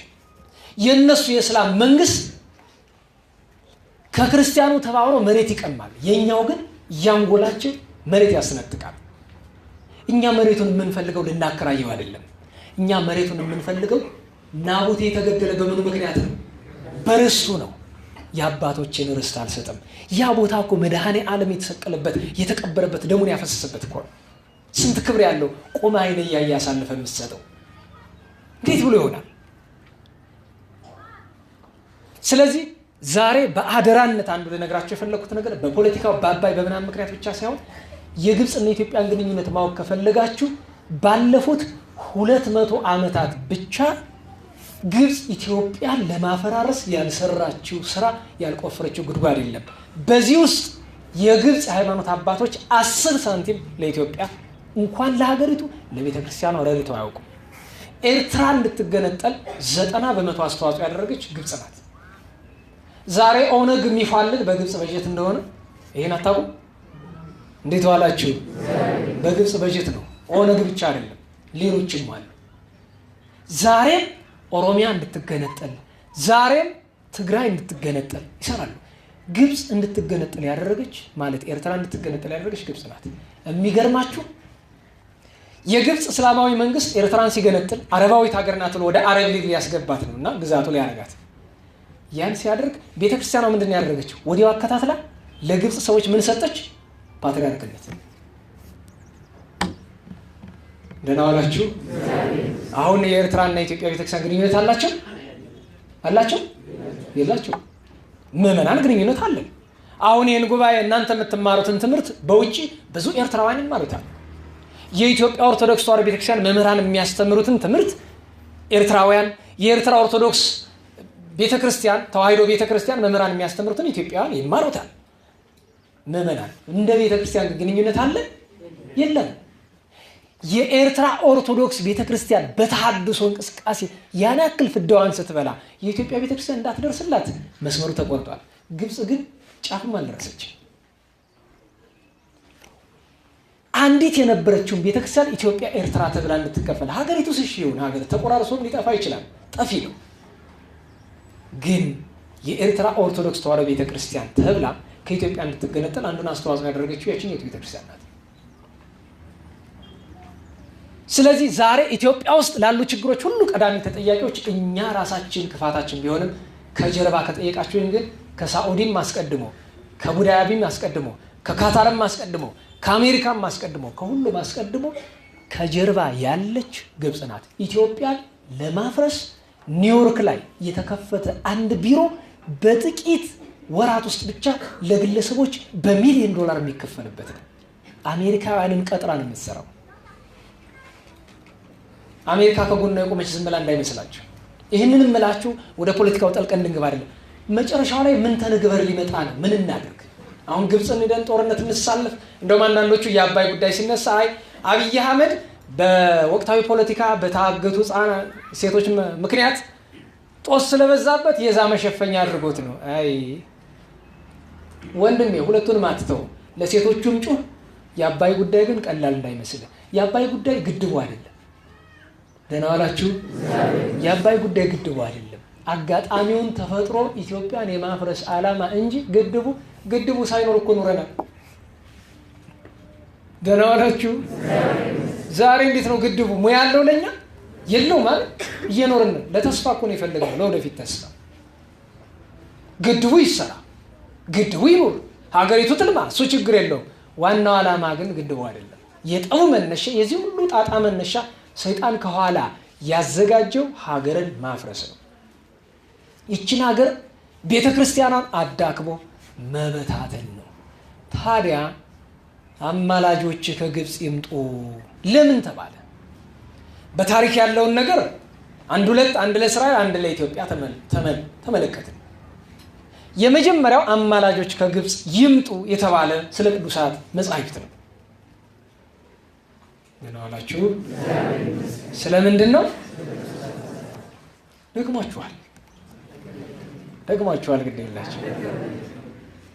ነገ በዓታ ናት አይደለም? ወርሃዊ በዓል ጥሩ። የበዓታ ቀን ብዙ ጊዜ የሚዘመር አንድ መዝሙር አለ። እርሱም ንጽሕተ ንጹሐን ከወይና የሚል እዚያ ኩሎም አዋልዲሃ ለሔዋ ላይ ሰዓታት ላይ ያለ ታውቁታላችሁ። እናንተ ልጆች ጠባያችሁ ይመር። ወይ እናውቀዋለን ወይ አናውቀውም በሉ ተነሱ ፍርድ ልበሱ። ምክንያቱስ ቅድም ተናግሬያለሁ።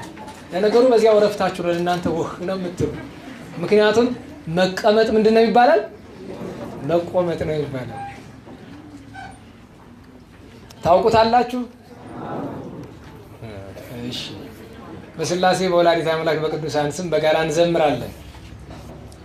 ንጽሕተ ንጹሐን ከወይና ከመ ታቦት ዘጎር ዘሲና ውስተ ቤተ መቅደስ ነበረት በድንግልና ነበረት ንጽሕተ ንጹሐን ከወይና ከመ ታቦት ዘጎር ዘሲና ውስተ ቤተ መቅደስ ነበረት በድንግልና ነበረት ሲሳያ ህብስተ መና ወስቴአኒ ስቴ ጽሙና ሲሳያ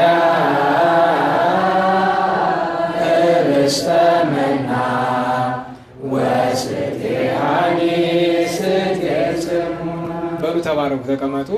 ስለ ዝማሬ ወላዲተ አምላክን ለድነት የሰጠን የአባቶቻችን አምላክ ቸሩ እግዚአብሔር ስሙ የተመሰገነ ይሁን። ተናብልት ወይም አማላጆች የተባሉ ምንድናቸው አለን? ቅዱሳት መጻሕፍት። ከግብፅ ስንክሳርን ጨምሮ ብዙ ቅዱሳት መጻሕፍትን አመተናል። ከግብፅ አማላጆች ይምጡ የተባለ ስለ ቅዱሳት መጻሕፍት ነው።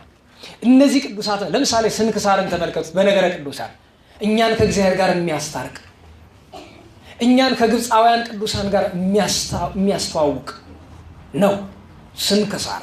ሌሎችም መጻሕፍት ተናብልት ወይም አማላጆች የተባሉ እነሱ ናቸው። ሁለተኛ አማላጆች የተባሉ ግብፃውያን ቅዱሳን ናቸው።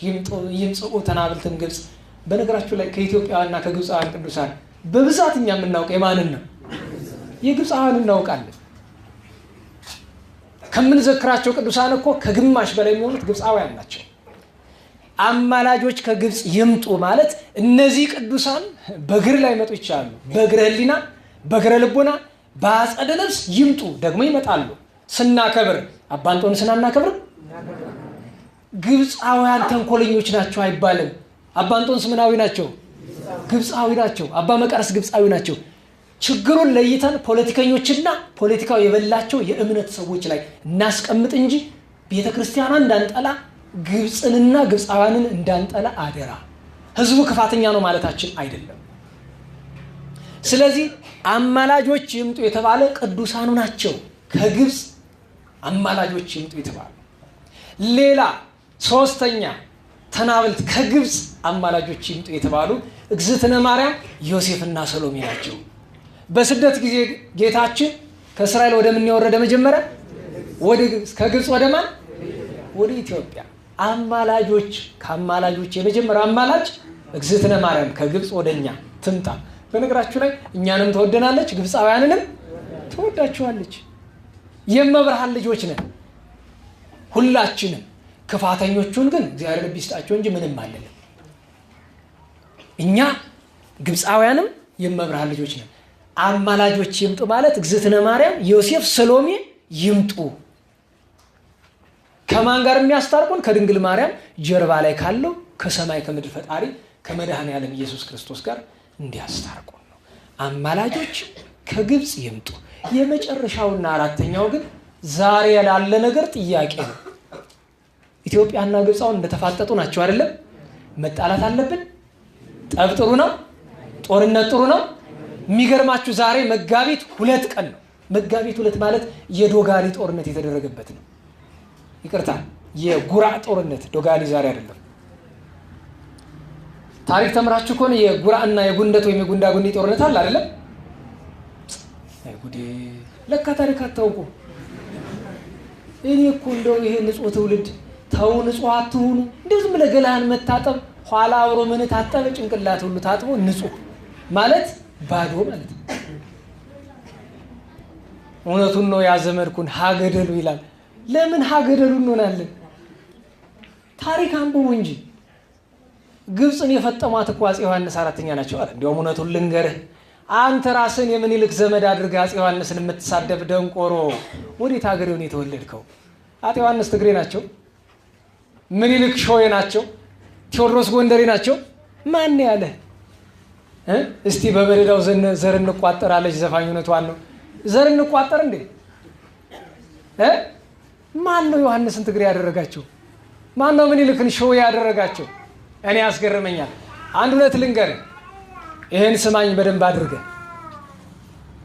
አፄ ዮሐንስ 4ኛ ንጉሠ ጽዮን ይባሉ ነበር። ማን ይባሉ ነበር? አፄ ዮሐንስ 4ኛ እንደ ሰውነታቸው የሰሩትን ስተት እያነሳ አትውቀሳቸው ወንድሜ። አንተም ማትረባው፣ አንተም ማታስተውለው፣ እንደው ከንፈርህን ዝጋልኝ፣ አፍክን አሽግ። ቴዎድሮስ ላይም አፍክን አትክፈት፣ ምኒልክ ላይም አፍክን አትክፈት፣ ዮሐንስ ላይም አፍክን አትክፈት። እንደው ተዋቸው እስኪ እርፍ ይበሉበት፣ እስኪ ይተኙ። ሰርተዋል። አንተ እዚህ ጫትን እየቃምክ አፍህን አትክፈትባቸው። አንተ እዚህ ዝሙት እየሰራ አፍክን አትክፈትባቸው። አንተ እዚህ ለሀገርህ 10 ሳንቲም ሳትሰራ አፍክን አትክፈትባቸው። ተው ተው። በባዶ እግራቸው ቴዎድሮስ በዘመናቸው ጫማ ለብሰው አያውቁም። ምናልባት በሺህ የሚቆጠር ጊዜ እንቅፋት መጥቷቸዋል። ምኒልክ ለዘመናት የረባ እንቅልፍ ተኝተው አያውቁም ነው የሚባለው። ተው አፄ ዮሐንስ አራተኛ መተማ ላይ ሲወርዱ አንድ ባህታዊ ያገኛቸው። ጃንሆይ እግዚአብሔር እንዲህ ይሎታል፣ ከወረድክ አንገትህ ይቆረጣል፣ ትገደላለህ፣ ነገር ግን ክብር ታገኛለህ፣ ብትቀር ግን ትድናለህ፣ ሀገሪቱ ግን ትጠፋለች ብሎ አላቸው። ለምን ሀገሬ እኔ ሞታለሁ ብሎ ሄዱ። አንገታቸው ተቆርጦ ጦር ላይ ተሰክቶ ሲዞር ነበረ። እኔ በአይኔ ያላየሁም እንጂ አሁንም ካርቱም ውስጥ አለ አሉ። የአፄ ዮሐንስ አራተኛ ለማን የተሰዉት? መተማ ትግራይ ነው፣ ለትግራይ ነው። ጎንደርን ድርቡሽ ሲያቃጥል ጎንደር ተቃጠለ ብሎ ሄዱ አይደል የሞቱት እሳቸው። እንደው ዘውግ ቢያምርህ እንኳን አንተ ሰማዕትን የሆኑት አፄ ዮሐንስ አራተኛ ሰማዕት ናቸው። በዛ እስላሙ ያላዝንባቸዋል። ግራኝ አህመድ ስንት መቶ ሺህ ሰው ሲያርድ ስንት መቶ ሺህ ካህናትን ሲጨፈጭፍ ዝም ብሎ ቆይቶ እኔ አፄ ዮሐንስ አራተኛ ላይ ዛሬ ሳውዲ አረቢያ በግድ ክርስቲያን ታደርገኝ ማለት ታሰልሜል። ዛሬ ግብጽ በግድ አያሰልሙ? እንዴት ዋላችሁ? አያሰልሙ? 5 ሴቶችን ባለፈው ካልሰለማችሁ ብሎ አስገድደው አልደፈሯቸው መንገድ ላይ። ይህ እኮ ዓለም ያውቀው ታሪክ ነው። ባለፈው ቦምብ ቤተክርስቲያን ለወራት ተከታታይ አልፈነዳም። ይህን የሚያደርገው ማን ነው? እስላሙ አይደለም? የግብጽ መንግስት ስፖንሰርሺፕ ያለው አይደለም? እናውቃለን እኮ ተው እንጂ። እንደ አብዱል ፈታህ ኤልሲሲ መድረክ ላይ ወጥቶ ስለተናገሩ እኮ አይደለም። አፄ ዮሐንስ አራተኛ የዛሬ 150 ዓመት ክርስቲያኑ ነው ብለው ስለተናገሩ ምን ነው ድንቁ እንዴ? ማስገደድ ተገቢ ነገር አይደለም። አስገድዶ ክርስቲያን ማድረግ ይሄ ትክክል ላይሆን ይችላል። እሳቸው እኮ ግን ጥሩ እየሰሩ ነው፣ በልባቸው መልካም እየሰሩ ነው። ሌላው ቱርክ የምትሰራውን ስራ ስለሚያውቅ ቱርክ ክርስቲያኖችን አስገድዳ ካሰለመች ለምን እኔ እዚህ ያለውን? ምክንያቱም እዚህ ያለው እስላም ጥንት ነው ምንድነው የነበረው? እንዴት ዋላችሁ? ምንድነው የነበረው? ሰሜኑ ኢትዮጵያ ክፍል ላይ እኮ እስላም እኮ በባትሪ አታገኙም ነበር ከ16ኛው ክፍለ ዘመን በፊት። ግራኝ አህመድ እኮ ነው እንዲህ ያደረገው። ተው እንጂ እውነቱንም እንነጋገር። ግራኝ ቅቤ ሲቀባ ነበር እንዴ? እሳቸው እንደ ክርስትና አስገድዶ አይመከርም፣ ምክንያቱም አስተምሮ ነው። እሳቸው ግን ማንኛውም መንግስት የሚሰራውን ነገር ነው የሰሩት። እንዲያውም ስለ እሳቸው የሚተረክ ታሪክ አለ ይባላል። በዚህ በጎንደር አካባቢ አዲስ ዓለም የሚባል ዘመዶቻችን መንደር አለ አይደል? እና እያስጠመቁ ስም ይሰጣሉ፣ ስም ያወጣሉ። ክርስትና ስም አለ አይደል? እና አንዱን ተጠመቀና አየት አድርገው የኩን ስም ከገላውዲዮስ አሉት። ምን ማለት ነው? አማርኛ ስምህ ገላውዲዮስ ይሁን። ረላላ ብሎ ቀለል ያለው ሚስቱ ብሎ አለ ይባላል። እሱ ብቻ እንዳይመስል አንዲት እውነት ልጨምርላችሁ። በዚያ ዘመን እርሳቸው ይህንን ሲሰሩ ኋላ አዋጅ ተቀየረና ትልልቆቹ ይቅሩ፣ ህፃናት ግን ይጠመቁ አሉ። ምን ችግር አለው? ህፃናት ይጠመቁ፣ ሲያድጉ ይምረጡ። እስልምና ከተስማማቸው ጥምቀታቸውን መጣል ይችላሉ። ክርስትና ከተስማማቸው ይቀጥላሉ። ይሄ ተወሰነና አንዱ ክርስቲያን ጎረቤቱን ሲያዝን አየው። ምን ሆነ ነው ሲለው ልጄን ሊያጠምቁብኝ ነው አለው። አንተው ብሎ ደበቀለት ክርስቲያኑ ለእስላሙ። ኋላ ዘመን ሲያልፍ ሂዶ በንጉሥ አደባባይ እስላሙ ከሰሰ ጎረቤቱን ክርስቲያኑ። መጀመሪያ ደብቅልኝ፣ ኋላ ክስ። አስጠርተው እውነት ነው ሲሉት ክርስቲያን የዛ ዘመን ክርስቲያን እንዳሆኑ አይደለም፣ ውሸት አያውቅም። ጃንሆይ አዎ ደብቄለታለሁ፣ አንተ ክርስቲያኑ ነህ፣ ይሄ ህፃን የዘላለምን ህይወት ቢወርስ ምቀኛ ነህ ብለው እስራት ፈረዱበት። ጥቂትም አስገረፉት ይባላል። ግርፋቱን እስራቱን ጨርሶ ሲወጣ የት ይገናኛሉ? ሰርግ ቤት ላይ አዝማሪ አለ፣ ያዘምራል። እዚያ ሆኖ ተቀበል አለ ክርስቲያኑ። ሰኞ ቀን ብጠራው አይዟችሁ እንዳዝማሪ አለ። እሁድ ቀን መጥቶ እስላም ሌት ይበላል እንኳን ቀን አግኝቶ በልልኝ አለው። እችን ታሪክ የረሳ ትውልድ ነው ዛሬ ከአሕዛብ ጋር ሲሞዳሞድ የሚውል። አዎ ጥላቸው እያልኩ አይደለም፣ ተጠንቀቅ ግን እወቅ። ግብፅ ታጥቃ ብትገባ ማን እንደሚወጋ ማወቅ አለብህ። ዛሬ ገጀራ ስሎ የተቀመጠልህ ማን እንደሆነ በግልጥ ነው የምናገረው። እዚህ ካድሬ ምናምን ማል ካለ ሂድና ቱሪና ፋንፋ ችግር የለውም፣ አይደንቀኝም። አውቃለሁ እዚህ ተጎልተህ ወሬ እንደምትለቀው። ሂድ ንገረው። ትፈልግ ለኢንሳ ተናገር፣ ለፈለግከው ተናገር። መድኃኔዓለም ያለ ቀን ነው፣ ሞት አይቀርም። አሰርክም ምን አልክም የተሳለውን ገጀራ እናውቀዋለን። ወስድ አሳየኝ በለኝ መስሏል። ደግሞ ሁሉን ማለቴ ግን አይደለም። ግን የተደገሰ ድግስ አለ፣ በግልጥ አማርኛ ለመናገር አለ።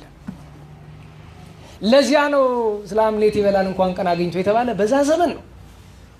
እንኳን ግብፅን ያክል አጋዥ አግኝተው እንዲያውም እንዲያው ነው። ግን መደበኛውን ይሄ ሰርቶ በሊታውን ሯጩ እንዳው እንዳይመስላችሁ። ይሄ ሱሪውን አሳጥሮ ጢሙን አስረዝሞ የሚሄደው ትከሻ ያበጣል አይደለም። ስፖርት ሰራ የሚውለው ካራቴ የሚሰለጥ ነው። ገጀራ አሰነዛዘር ትልቅ ስክሪን የሚገርማችሁ በ56 ኢንች በጣም ሚኒመም ትንሽ የሚባለው የሚሰለጥኑበት 56 ኢንች ስክሪን ነው በየቦታው ይህን የሚሰለጥኑበት። አንዳንዶቹ የእኛ ጓደኛ የነበሩ ናቸው። ድሮ አብረን ያደግን ሰዎች ዛሬ አስተራረድ ስልጠና የሚሰለጥኑ ሰዎች አሉ። ይሄ ምንም ብንደብቀው የትም አንደርስም። ይሄንን አታውራ የምትለኝ ከሆነ እሱ የራስህ ጉዳይ ነው። ነገ ሲመጣ ያኔ ፊልም እኮ አይሆንም፣ ያኔ ተግባር ነው፣ ደም ነው የሚፈሰው። እሱን ማወቅ አለብን። እና ከግብፅ አማላጆች ይምጡ ማለት ምን ማለት ነው ካልከኝ፣ ዛሬ ምኞት ነው። ግብፅና ኢትዮጵያን የሚያስታርቁ እውነተኛ መሪዎች ከግብፅም ከኢትዮጵያም ቢኖሩ የአባይ ወንዝ ለሁላችን አይበቃም? ይበቃል እኮ። የጠቡ ምክንያት ግን ግብፅ አንደኛ ኢትዮጵያ እንድትፈርስ ነው እንጂ ውሃው ምንም እንደማይጎዳ ታውቃለች። ምክንያቱም እንደምታውቁት እኛ ሃይድሮ ኤሌክትሪክ ፓወር ነው የምንጠቀመው። ያ ማለት ውሃውን የግዱን ካላፈሰስ ነው የመብራት ኃይል ማግኘት አንችልም። ስለዚህ ግድ ውሃው መፍሰስ አለበት። ወደ ምን ነው የሚፈሰው? ወደ ግብፅ። ታዲያ ምን ያጣለው? አያችሁ ምንድነው ነገሩ? የዛች የአህያና የጅብ ተረት ነው። በላይ ሆኖ እየጠጣ ምን አላት? አደፈረስሽብኝ። ግብፃውያን ይሄ ነው አላማቸው። ግብፃውያን ስላችሁ ህዝቡን አይደለም፣ ህዝቡን የሚመራው ፖለቲከኛው ነው። ስለዚህ እውነተኛ አስታራቂ ቢገኝ በምድር፣ ምክንያቱም አማኝ ከአማኝ ባንጣላ፣ ወንድም ከወንድም ባንጋጭ፣ ምክንያቱም አደገኛ ነው የሚሆነው። እኛንም አይጠቅምም እነሱንም። ምን መሰላችሁ? መጀመሪያ ችግሩ ሲጀምር ኢትዮጵያ ናት የምትቸገረው። በነገራችሁ ላይ ጦርነት ውስጥ ብንገባ የመጀመሪያ ተጠቂ ኢትዮጵያ ናት። ምክንያቱም ኢትዮጵያን የሚያጠቃት ከቤቷ ውስጥ ያለ ሰው ነው። ኢትዮጵያ የምትጠቃው በታጠቀ ሰው ነው። የአዛባ ማዶ 30ኛ ዞር 40ኛ ዞር የሚባለው ማንን ለማጥቃት እንደሚሰለጥን እንግዲህ እግዚአብሔር ነው የሚያውቀው። ለምን እንደሚሰለጥን መከላከያው ማን እንደሚወጋ እናውቅም። እኛ ምን እናውቃለን? ያ ሁሉ ቤተክርስቲያን ሲነድ ቆሞ የሚያይ መከላከያ ለማን እንደሚረዳኛ እናውቅም። ከሁሉ በላይ ግን ታጥቆ የግብፅን መግባት የሚጠብቅ ክፉ ኃይል ስላለ ወይም ብጥብጡን ግርግሩን የሚፈልገው ስላለ ግብፅ ብቻ ሳትሆን በጣም ብዙ ኃይል ስለሚገባ መጨረሻ ግን እግዚአብሔር ደግሞ ብርቱ ክንዱን ያነሳ ጊዜ ተረኛው ጥፋት የማን ይሆናል? የግብፅ ይሆናል። ስለዚህ ሁላችንም ላይ ጥፋት ከሚመጣ አስታራቂ በምድር ካልተገኘ የሁላችንም እናት እግዝእትነ ማርያም ታስታርቀን። የግብፃውያንም እመቤት የኢትዮጵያውያንም እመቤት ስለ ደጎቹ ስትል ስለ እሾ ግብፃውያን ሳይሆን ስለ እሾ ኢትዮጵያውያን ሳይሆን ትናንትም ስለነበሩት ቅዱሳን ግብፃውያን ዛሬም በየበረሃው ስላሉት ትናንት ስለነበሩት ቅዱሳን ኢትዮጵያውያን ዛሬም በየበረሃው ስላሉት ብላ እግዝእትነ ማርያም ታስታርቀን። እግዝእትነ ማርያም ታስታርቀን። ኢትዮጵያ እጆቿን ወደ እግዚአብሔር መዘርጋት ብቻ ሳይሆን መጽሐፍ ታደርሳለች ነው የሚለው። የእግዝእትነ ማርያም በረከቷ የቅዱስ ዳዊት ሀብቱ በሁላችን ላይ ይደርብን። የሳምንቱን ቅዱሳን እናንሳና እንጨርሳለን። ዛሬ የምንገኝበት ቀኑ መጋቢት 2 በ25 ተገናኝተን ነበረ። መጋቢት 26 ቀን ነቢዩ ቅዱስ ሆሴዕ እዛኛው ጉባኤ የተናገርኩትን ልድገምላቸው አንዴ ጥቅስ ብቻ። ቅዱስ ሆሴዕ በምዕራፍ 11 በትንቢቱ ቁጥር 1 እና 2 ስትመለከቱት እግዚአብሔር እንዲህ ይላል፣ አብዝቼ ብጠራቸው በሉ እስቲ አጥብቀው ከኔ ሸሹ። ለኛ እንዳይሆን አብዝቶ እየጠራን አጥብቀን አንሽሽ፣ በንስሐ እንቅረብ። የቅዱስ ሆሴዕ ቃል ነው። ሰማይቱ የፋርስ የሆኗ ኢራን ሰማይት ቅዱስ ሳዶቅ ከማህበሩ ጋር ሰማይትነት የተቀበለበት ቀን ይከበራል።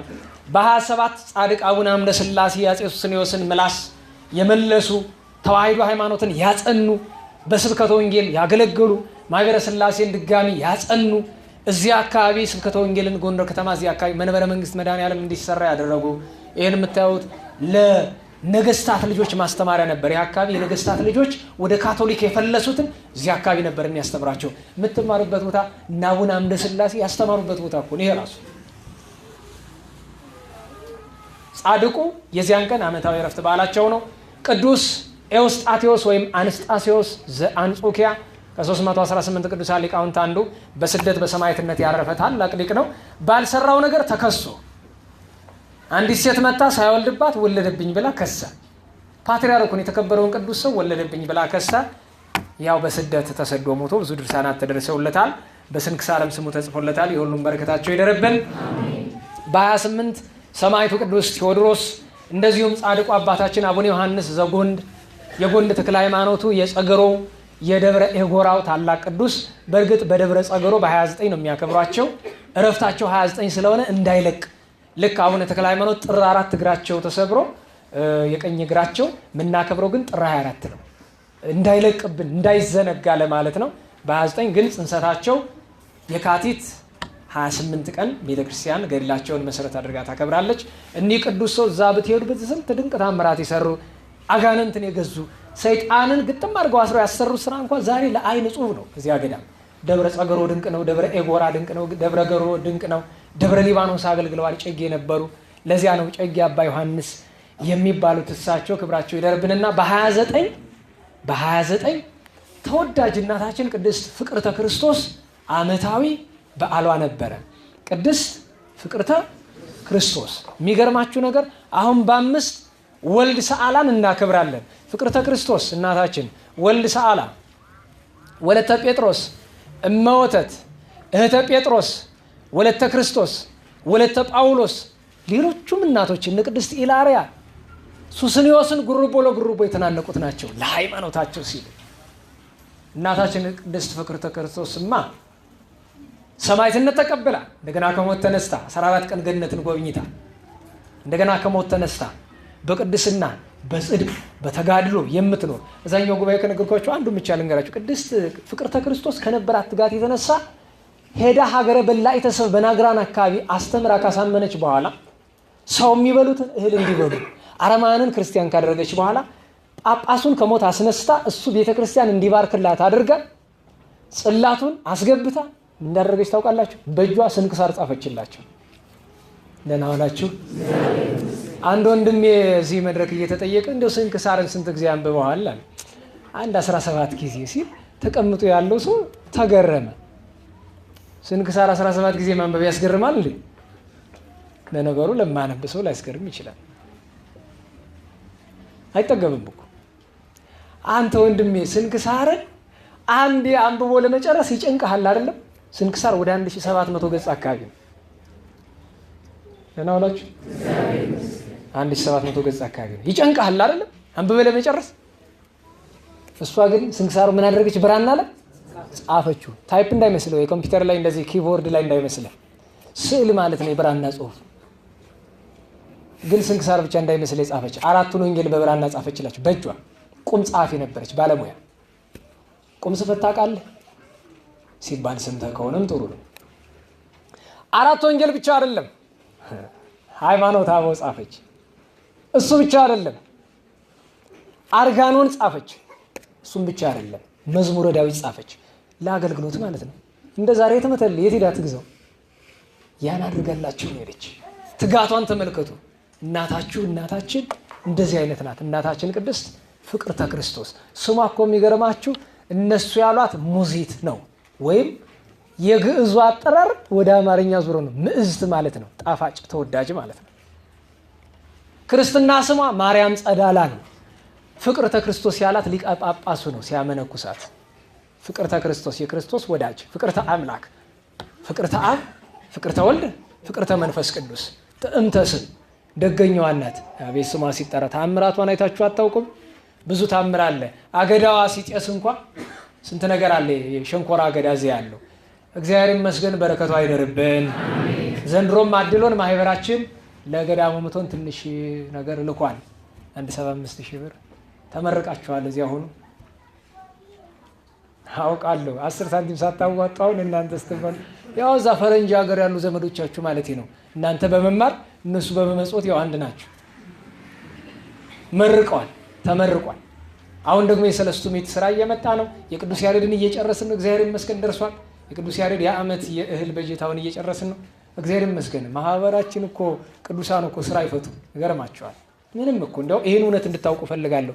አንድ ገዳም መጥቶ ለእህል፣ ለጧፍ፣ ለዕጣን፣ ለአገልግሎት ጉዳይ ጠይቆ ባዶ እጁን የሄደ የጠየቀውን ገንዘብ ያላገኘ ገዳም ካለ እንግዲህ ወይ ማህበራችን ጋር አልመጣም ማለት ነው። የመጣ ሁሉ አግኝቷል። ሰቋር ኪዳነ ምሕረት መቸገራቸውን በወሬ ነው የሰማሁት እንጂ እስካሁን ድረስ ስላልጠየቁ እኔም በስማቸው አልጠየኩም። ሰቋር ኪዳነ ምሕረት ችግር እንዳለ አንዲት እህት 30 ሺህ ብር ልካለች። በራሷ ሰምታ እሱን አስቀምጬላቸዋለሁ፣ ግን አልመጡም። እዚህ ያለ ተወካይ የምታውቁት የለም። ሰቋሮች እኔ የሚገርመው ለመኑ የተባለ የት ነው? እዚህ የኔታ ቢሆን አይመስልኝም። ከኔታ ቢሆን በኔታ በኩል ይላክ ነበር። የት ነው ያሉት? እስኪ ሰቋሮችን የምታውቁ በስማቸው የተላከ 30 ሺህ ብር እኛ ጉባኤ ላይ አለ ተቀምጦ። ሌላም ግን በእነሱ ስም ለመጠየቅ መጥቶ ያልጠየቁንን በስም አበለው እኔ ልጠይቅ አልችልም። መሀል ቤት ላይ ጨበርባሪ ቢገባበት። ስለዚህ እሱን ነው መያዝ እና እግዚአብሔር ይመስገን በገዳማት ደረጃ ስንት ምርቃት። አሁን ቅዱስ ያሬድ ገዳም አቤት የሚወርድ ምርቃት። በዚህ በዱር አንበሳ፣ በዚህ ማዶውን በቀደም በፍቅርተ ክርስቶስ፣ በሌላም ቦታ አሁን ሰሞኑን ደግሞ የምንልካችባቸው ቦታዎች አሉ። እግዚአብሔር ይመስገን በእውነት ግን ይቀጥላል ወደፊት። ዋናው ትልቁ ነገር እንደው ሥላሴ አብርታን ነው። እናታችን ቅድስት ፍቅርተ ክርስቶስ መርቃናለች ብዬ ነው። ምርቃቷ ለሁላችንም ይድረሰን። የዚያን ቀን የዘራ ክርስቶስ የእሷ ባለቤቷ ሰማዕቱ እናከብራለን። ቅዱስ ቢላካርዮስ ዘአርሞኒን አክብረናል። በ30 መጥምቁ ቅዱስ ዮሐንስ ተረክቦተ ርእሱ ነው። ያን ቀን ነው ንስአኒ በክነፊከ ወአይደወኒ ለገብር ከመያስቆቁ ቀዊሜ በጽንፈ ባሕር ተብሎ የሚነገረው። ዮሐንስን ንስር ይለዋል፣ እንደ ወንጌላዊ መጥምቁንም ንስር ይለዋል። ዮሐንስ ሰራሪ፣ ንጉሠ አዕዋፍ ንስር ይለዋል። ስለዚህ ንስአኒ በክነፊከ ወአይደወኒ ለገብር፣ በክንፍህ ውሰደኝ ባህርያንም አሻግረኝ ከመያስቆቁ ቀዊሜ በጽንፈ ባሕር፣ ባሕር በተባለች በዚህች ዓለም ዳርቻ፣ ባሕር በተባለች በሲኦል ዳርቻ ቁሜ እንዳላለቅስ በክንፍ ውሰደኝ ነው። ምክንያቱም ቅዱስ ዮሐንስ አንገቱ ሲቆረጥ ምን አውጥቶ ነው ሄደው? ክንፍ አውጥቶ። በረከቱ በእውነት ይደረብን።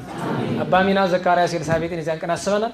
መጋቢት 1 ቀን አዲስ ዘመን ገባ፣ መንፈቀ ዘመን ገባ። 6 ወሩን ላሳለፈ ለእግዚአብሔር ምን ውለታ፣ ምን ቋንቋ፣ ምን ልሳን ተመስገን አልነው ይሆን?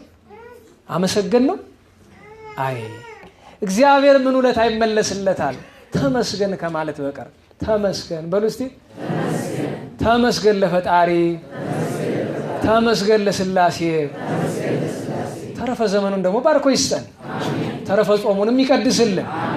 መጋቢት ማለት እግዚአብሔር እኛን የሚመግብበት መታሰቢያ፣ የእግዚአብሔር መጋቢነት፣ የቅዱሳን መላእክት መጋቢነት፣ የስነ ፍጥረት መጋቢነት መታሰቢያ ነው። አንድም በዚህ መጋቢት ወር ዓለምን ፈጥሯል፣ የሚመግበውን ዓለም ፈጥሯል። ሁለትም በዚህ መጋቢት ወር በአዲስ ተፈጥሮ ፈጥሮናል። አንድም በዚህ መጋቢት ወር የምንመገበውን ቅዱስ ሥጋውን ክቡር ደሙን መጋቢት 27 ቀን በቀራንዮ ተሰቅሎ ሰጥቶናልና አባቶቻችን ወሩን ምን አሉት? መጋቢት። እንደኛ ካየነው ደግሞ እኛ ለነዳያን የምንመግብበት ወር ነው። አብይ ጾም ለነዳያን መመገብ ነው። በየቀኑ እናደርጋለን። በማህበራችን ስም አለ እኮ ምግብ ቤት እያሰራን በየቀኑ እኮ 40 ቀን በሙሉ እኮ አለ ድግስ አለ። እሑድ ለየት ያለ ነው። ከሰኞ እስከ ቅዳሜም አለ። አይዟችሁ በእናንተ ገንዘብ አይደለም፣ በፈረንጅ ገንዘብ። ፈረንጅ ሀገር በሚኖሩት ወንድም እህቶቻችን አስራታቸውን ያወጣሉ ለቤተ ክርስቲያን፣ ለነዳያን ደግሞ ተጨማሪ ልካሉ። በቃ እንደ ልባችን ይመስገን። በነገራችሁ ላይ መናገር ስለማልፈልግ ነው እንጂ በጣም ብዙ ስራ አለን። ለ13 ሰዎች ደሞዝ እንደምንከፍል ታውቃላችሁ በማህበራችን። መቼም የኔ ስላልሆነ መቼም ውዳሴ ከንቱ ነው ብያል ተወም የኔ አይደል። እኔ 10 ሳንቲም አላወጣም። 13 ሰዎች 6 የአብነት ተማሪዎችንና 7 ያው የዕለት ጉርስ ያመት ልብስ ስለሌላቸው እንደው መናገር እንኳን አስፈላጊ አልነበረም። ግን እስኪ በስራው በርቱ እናንተም ስሩ ለማለት ነው። ለዚህ ሁሉ መሰረቱ ምንድነው? ወንድሞቻችን እናቶቻችን ስለሚረዱን ነውና እንደው እግዚአብሔር በእውነት ሌላ ምንም አንመኝም። በምድር እግዚአብሔር አይናቸውን መከራን አያሳየው፣ በሰማይ የገሃነመ እሳትን ማይፈዷን አይዩት። ለሁላችንም አያሳየን እሱንስ የምድሩስ መቼም እንደው የሰማዩ ይጨንቃል። ተመስገን ነው ለፈጣሪ ተመስገን ነው። እና በወርሃ መጋቢት መመገብ ግድ ነው በሚለው መጥቼ ነው። በርኪሶስ አረጋዊ ጳጳስ ዘኢየሩሳሌም ዓመታዊ በዓሉ ማቱሳላ ወይም ማቱሴላ። ማቱሳላ ሲባል ታውቃላችሁ አይደለም? ሰዓቷ ሄዳብናለች፣ ግን አንዲት ጊዜ ብቻ አንዲት በጣም እንደው ማቱሳላ የዘመን የወርሃ ጽጌ ላይ የዚህ ሰንበት ትምህርት ቤት ልጆች ይዘምሯታል። አፈንብ ማቱሳላ ወልደ ሄኖክ ማፈልምላሜ ቡሩክ አፈ መላክ ቀሰመ ጽየ ጽየ ቀሰመ ጽየ ጽየ ጽየኪ አምላክ የሚሏት መዝሙር አለች። ማቱሳላን አፈንብ ይሏል። ወልደ ሄኖክ የጻድቅ ልጅ ጻድቅ፣ የደግ ልጅ ደግ፣ የላሜህ አባት፣ የኖህ አያት፣ የሄኖክ ልጅ፣ የአዳም የልጅ ልጅ ልጅ ልጅ ልጅ ልጅ ስምንተኛው ማለት ነው። ቅርታ ስምንተኛው ማቱሳላ እድሜው 969 ሲመረቅ ምን ይባላል? የማቱሳላን እድሜ የላሊበላን ጽድቅ ይስጥ ወይም እድሜ ማቱሳላ ጽድቅ ላሊበላ አይንሳ ይባላል። አይንሳን መድኃኔዓለም። የማቱሳላን እድሜ ማለት ግን የንስሐውን ማለት ነው እንጂ 669 አጓጉል ነው። ለሱ ተገብቶት ነው፣ ለኛ እንኳን አጓጉል ነው። የሚገባንን ያክል ይስጠን እግዚአብሔር በእውነት የቸርነቱን ያክል። ቅዱስ ማቱሳላ ነበር፣ በርኪሶስ ነበር፣ ለእስክንድሮስ መርቆሬዎስ ነበሩ፣ አባ ሚካኤል አባ ዮሐንስ ነበሩ የዚያን ቀን። ዛሬ በሁለት ቅዱስ ጎርጎርዮስ ራእየ ቡአት ዘሀገረ ሮሃ፣ የሮሃው ኮከብ ቅዱስ ጎርጎርዮስ። ይሄ ቅዱስ ሰው ባጭር ኃጢአተኛ ብቻ ሳይሆን አመፀኛ ብቻ ሳይሆን ሽፍታ፣ አገር ያጠፋ ሰው ነበረ። ግን እመቤታችን ይወድ ነበረ። ሰው ክፉ ሆኖ እመቤታችን ይወዳል። እመቤታችን ልቡን አነሳስታ ቆንጥጣ ገስጻ ለንስሐ በቃቸው። ዓለም ለምን ብሎ በረሃ ገባ። ከቅድስናው የተነሳ እመቤታችን በአጸደ ሥጋ ትወስደዋለች ገነት። ከአዳም አባታችን አንስቶ እስከሱ ዘመን ድረስ ሁሉን ቅዱሳን ተዋወቃቸው። ደህና ዋላችሁ። ተዋወቃቸው። አዳም አባታችን ቅዱስ ሴት ሄኖክን፣ ኖህን፣ አብርሃም፣ ይስሐቅ፣ ያዕቆብን፣ ሙሴን፣ አሮንን ሁሉን ቅዱሳን ተዋወቀ። ሐዋርያትን ሁሉ ተዋወቀ። መጨረሻ ላይ የተዋወቀው ግን ደጉ የዝክረ ቅዱሳን መስራች አባታችን ቅዱስ ዳዊትን ነው። አላየውም ኑሯል መጀመሪያ። ምክንያቱም ጽርሐ አርያም ዝማሬ ላይ ነበርና ኋላ መጥቶ ወደ እመቤታችን ሲመጣ ይህ አረጋዊ ደናግለ እስራኤል ልብሱን ሲዳስሱ ተመለከተ። ደናግለ እስራኤል የዚህን ሽማግሌና አላወቀም ቅዱስ ጎርጎርዮስ ማን እንደሆነ የሚመጣው ሽማግሌና እግዚኦ እግዚእነ ጥቀ ተሰብሐ ስምከ በኩሉ ምድር፣ ስም በሁሉ ፈጽሞ ተመሰገነ ብሎ ሲናገር መላእክት በዝማሬ ሲያጅቡት በጣም ተገረመ። እሱ እየዘመረ መላእክት የሚያጅቡት ይሄ ማን ነው? ደናግል፣ ንጹሐት ደናግል የልብሱን ዘርፍ የሚነኩለት ብሎ ኋላ አቡየ ንበር በየማኔ አባቴ በቀኝ ተቀመጥ ስትለው ጠረጠረ። ኋላ በገና ሲያወጣ አወቀው። ተባርኮ መጥቶ በምድር ስለ ክብረ ቅዱስ ዳዊት፣ ስለ ክብረ ቅዱሳን፣ ስለ እግዝእትነ ማርያም አማላጅነትና መጨረሻ ላይ አንድ ነገር ብለዋለች። ወዳጄ ሆይ እንዲህ በላቸው፣ እኔ ስለ እናንተ ዘወትር ባላለቅስ ኑሮ እንደ ዓይነ ጥቅሻ በጠፋችሁ ነበረ። ልጆቼ ትራዱኝ ዘንድ አደራላችኋለሁ። የምትራዱኝም ከኃጢአት በመቆጠብና ንስሐ በመግባት ነው። በለቅሶ ግዙኝ። ቅዱስ ጎርጎርዮስ ግን የዛሬ 1400 ዓመት ይዞት የመጣው መልእክት ዛሬም ያው። ይሄ ቅዱስ ሰው በእውነት በረከቱ ይደረብን። አቡነ መክፈልተ ማርያም ኢትዮጵያዊና አባ መከራዊ ግብፃዊ ዓመታዊ ባላቸው ነው። የአባ መከራዊ ማጠቃለያችን ነው። አባ መከራዊ ማለት 131 ዓመት ስንክሳር ብቻ በውዝም ብላችሁ 131 ዓመት ሲኖሩ በእናት አባት ቤት 8 ዓመት ነው የኖሩት። 123 ዓመት በአገልግሎት ነው። ደህና ዋላችሁ። ስንት ዓመት? 123። አንተ ሰንበት ትምህርት ቤት ስንት ዓመት ነው የኖርክ? አንተ ጉባኤ ስንት ዓመት ነው የኖርክ? ቅድም አንድ አገልጋይ ወንድምን እያለ ነበር እዚህ የሚያገለግል ሰንበት ተማሪ ኑሮ የወጣው ግን ግማሹ መናፍቅ፣ ግማሹ ጫትቃሚ፣ ግማሹ አሜሪካ ሄዶ ዘላይ የሚሆን ለምንድን ነው? እዚህ ሆኖ ዓላማ ስለሌለው። ብዙ ሰንበት ትምህርት ቤት አገልግሎት አይታችሁት ከሆነ ምን የለው ዓላማ ቢስ ነው። እኔ እዚህ ያሉ ልጆች ጋር እድሜ ልኬን ይሄው ያሉ ምስክሮቹ ስጣላችሁ የኖርኩበት ምክንያት ምንድን ነው? ምን ያዙ ነው? ዓላማ ይኖራችሁ። ስለዘመርክ የእግዚአብሔር መንግስት አታገኝም። ቁጭ ብለህ ስለተማርክም አይደለም የምታገኘው። ዓላማ ሲኖርህ መዝሙርም ክንፍ ያስወጣል።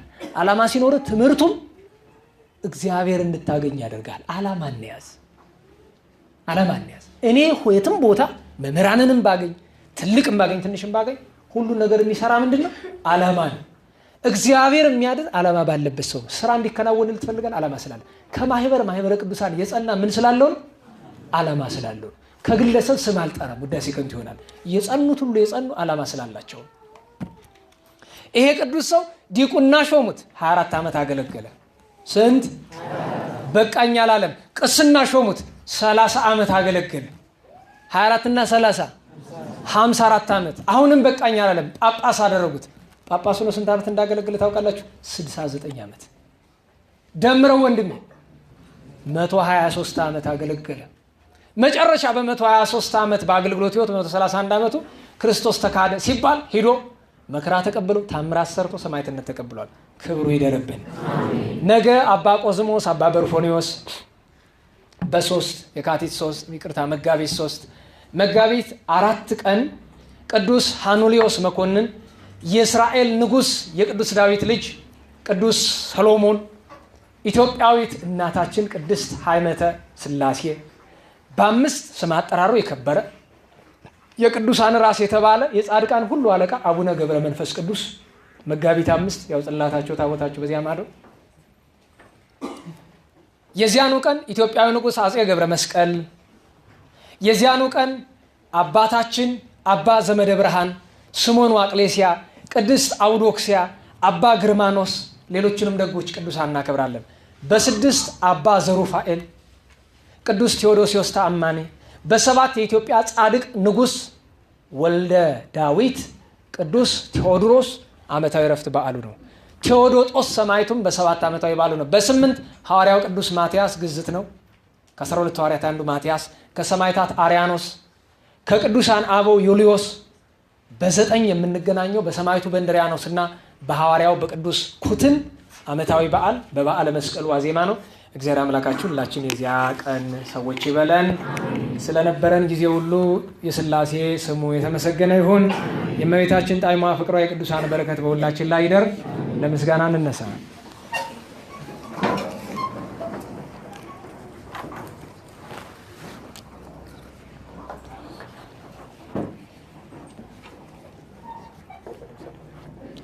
ስብሐት ለአብ ስብሐት ለወልድ ስብሐት ለመንፈስ ቅዱስ ስብሐት ለአብ ስብሐት ለወልድ ስብሐት ለመንፈስ ቅዱስ ስብሐት ለአብ ስብሐት ለወልድ ስብሐት ለመንፈስ ቅዱስ ስብሐት ለእግዝእትነ ማርያም ድንግል ወላዲተ አምላክ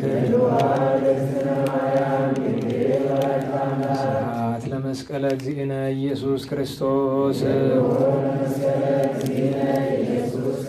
ክርስቶስ በምሕረቱ ይዘከረነ በመዳግም ምጽአቱ እያስታፍረነ በሰቦተ ስሙ ያንቅሐነ ወበአምልኮቱ ያጽንዓነ እግዝእትነ ማርያም አዕርጊ ጸሎተነ ወአስተስሪ ኩሎ ኃጢአተነ ቅድመ መንበሩ ለእግዚእነ ለዛብልዐነ ዘንተ ህብስተ ወለዘአስቴነ ዘንተ ጽዋዐ ወለዘሰርዐ ለነ ሲሳየነ ወአራዘነ ወለዘተአገሰ ለነ ኩሎ ኃጢአተነ ወለዘወሃበነ ሥጋሁ ቅዱሰ ወደሞ ክቡረ ወለዘአብጽሐነ እስከ ዛቲ ሰዓት እስመ ለዓለም ምሕረቱ ነሀብሎቱ ስብሐተ ወአኮቴተ ለእግዚአብሔር ልዑል ወለወላዲቱ ድንግል ወለመስቀሉ ክቡር ይትአኮቶ ይትሰበሐ ስሙ ለእግዚአብሔር ወትረ በኩሉ ጊዜ ወበኩሉ ሰዓት ስብሐት ለአብ ወወልድ ወመንፈስ ቅዱስ ይእዜኒ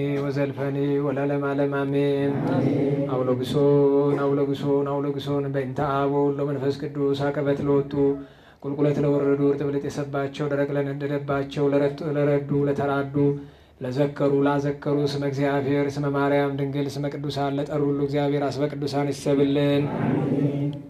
የታመሙ ወገኖቻችን በይቅርታው እንዲፈውስልን፣ የሞቱትን ነፍሳቸውን እንዲምርልን፣ በግፍ የታሰሩትን በምሕረቱ እንዲፈታልን፣ የወጡትንም በሰላም እንዲመልስልን፣ ሀገራችንን ቤተክርስቲያንን ከክፉ ሁሉ እንዲጠብቅልን፣ ከምንሰማው ከምንፈራው መከራ ሁሉ መድኃኔዓለም በቸርነቱ እንዲሰውረን፣ ከእመቤታችን ቅድስት ድንግል ማርያም ጣዕሟን ፍቅሯን ከቅዱሳን በረከት እንዲያሳድርብን፣ ጾሞ ለማበረከት እንዲያበቃን፣ ብርሃነ ትንሣኤውን እንዲገልጽልን፣ ለጸሎት በቆማችሁ ጊዜ አትርሱን አስቡን የሚንሉን ሁሉ እንዲያስብልን ይልቁኑ ፍቅርተ አማኑኤልን፣ ሀብተ ማርያምን፣ ኃይለ ማርያምን፣ ሀብተ ሥላሴን፣ ሀብተ ማርያምን፣ ወለተ ሥላሴን፣ ፍቅርተ ሥላሴን፣ ማኅደረ ማርያምን፣ ገብረ ሥላሴን፣ ገብረ መድኅን፣ ሀብተ ሥላሴ፣ ገብረ ኢየሱስ፣ ወለተ ማርያም፣ ወልደ ሐዋርያት፣ ወለተ አረጋዊ፣ ወለተ ዮሐንስ፣ ወለተ ተክለ ሃይማኖት፣ አለ ኢየሱስ፣ ገብረ ማርያም፣ ወለተ ሰንበትን፣ ገብረ ጻድቅ፣ ወለተ ሚካኤል፣ ወለተ ሰማያት፣ ወልደ አማኑኤል፣ ወለተ ትንሣኤ፣ ገብረ ማርያም፣ ወለተ ሐዋርያት፣ ወለተ ሐዋርያት፣ ወለተ ሥላሴን፣ ገብረ መስቀልን፣ እህተ ገብርኤልን፣ ወለተ ትንሣኤ፣ ገብረ ሥላሴ፣ ወልደ አረጋዊ፣ ገብረ ሥላሴ፣ ገብረ ሥላሴ፣ ወለተ ኢየሱስ፣ ወለተ ኢየሱስ፣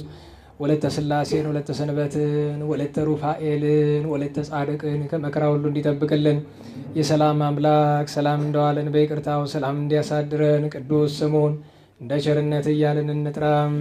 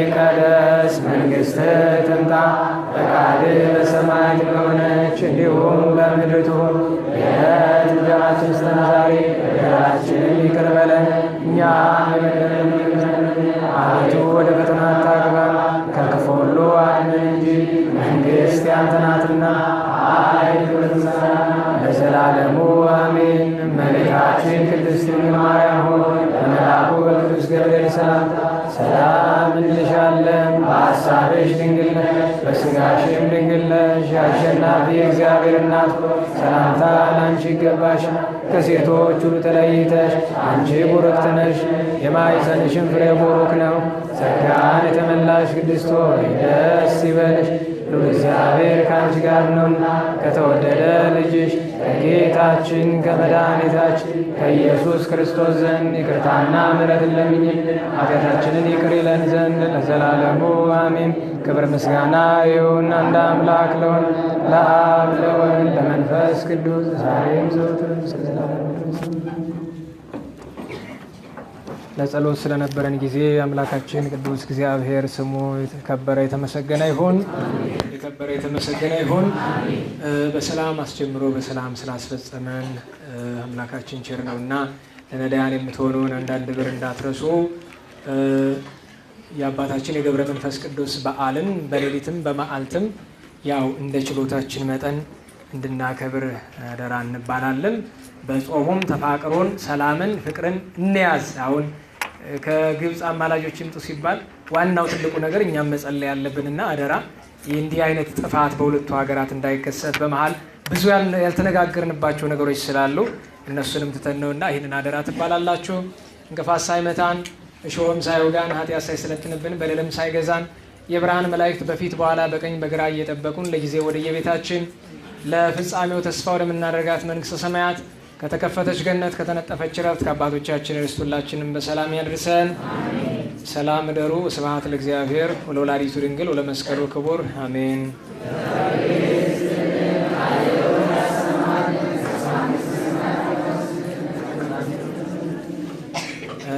ነስር ለነሰረው ዝኔት ለታየው ታጥቦ ዝኔት ታይቶ ሆትሮኑ ታጥበ መግባት ፈልገህ ነው? ሲጀመር ህልመ ሌሊት ከታየ ቤተክርስቲያን ውስጥ ምን ልታረግ ትገባና ነው ገላ ታጥቦ ስለመግባት የምትናገረው? ህልመ ሌሊት የታየው ሰው ታጥቦ ነው ለሱ ነው ወይ ይለኛል። ሆትሮኑ እንደሱ ከሆንክማ መግባትን ማስቀደስም አትችልም ለማለት ነው።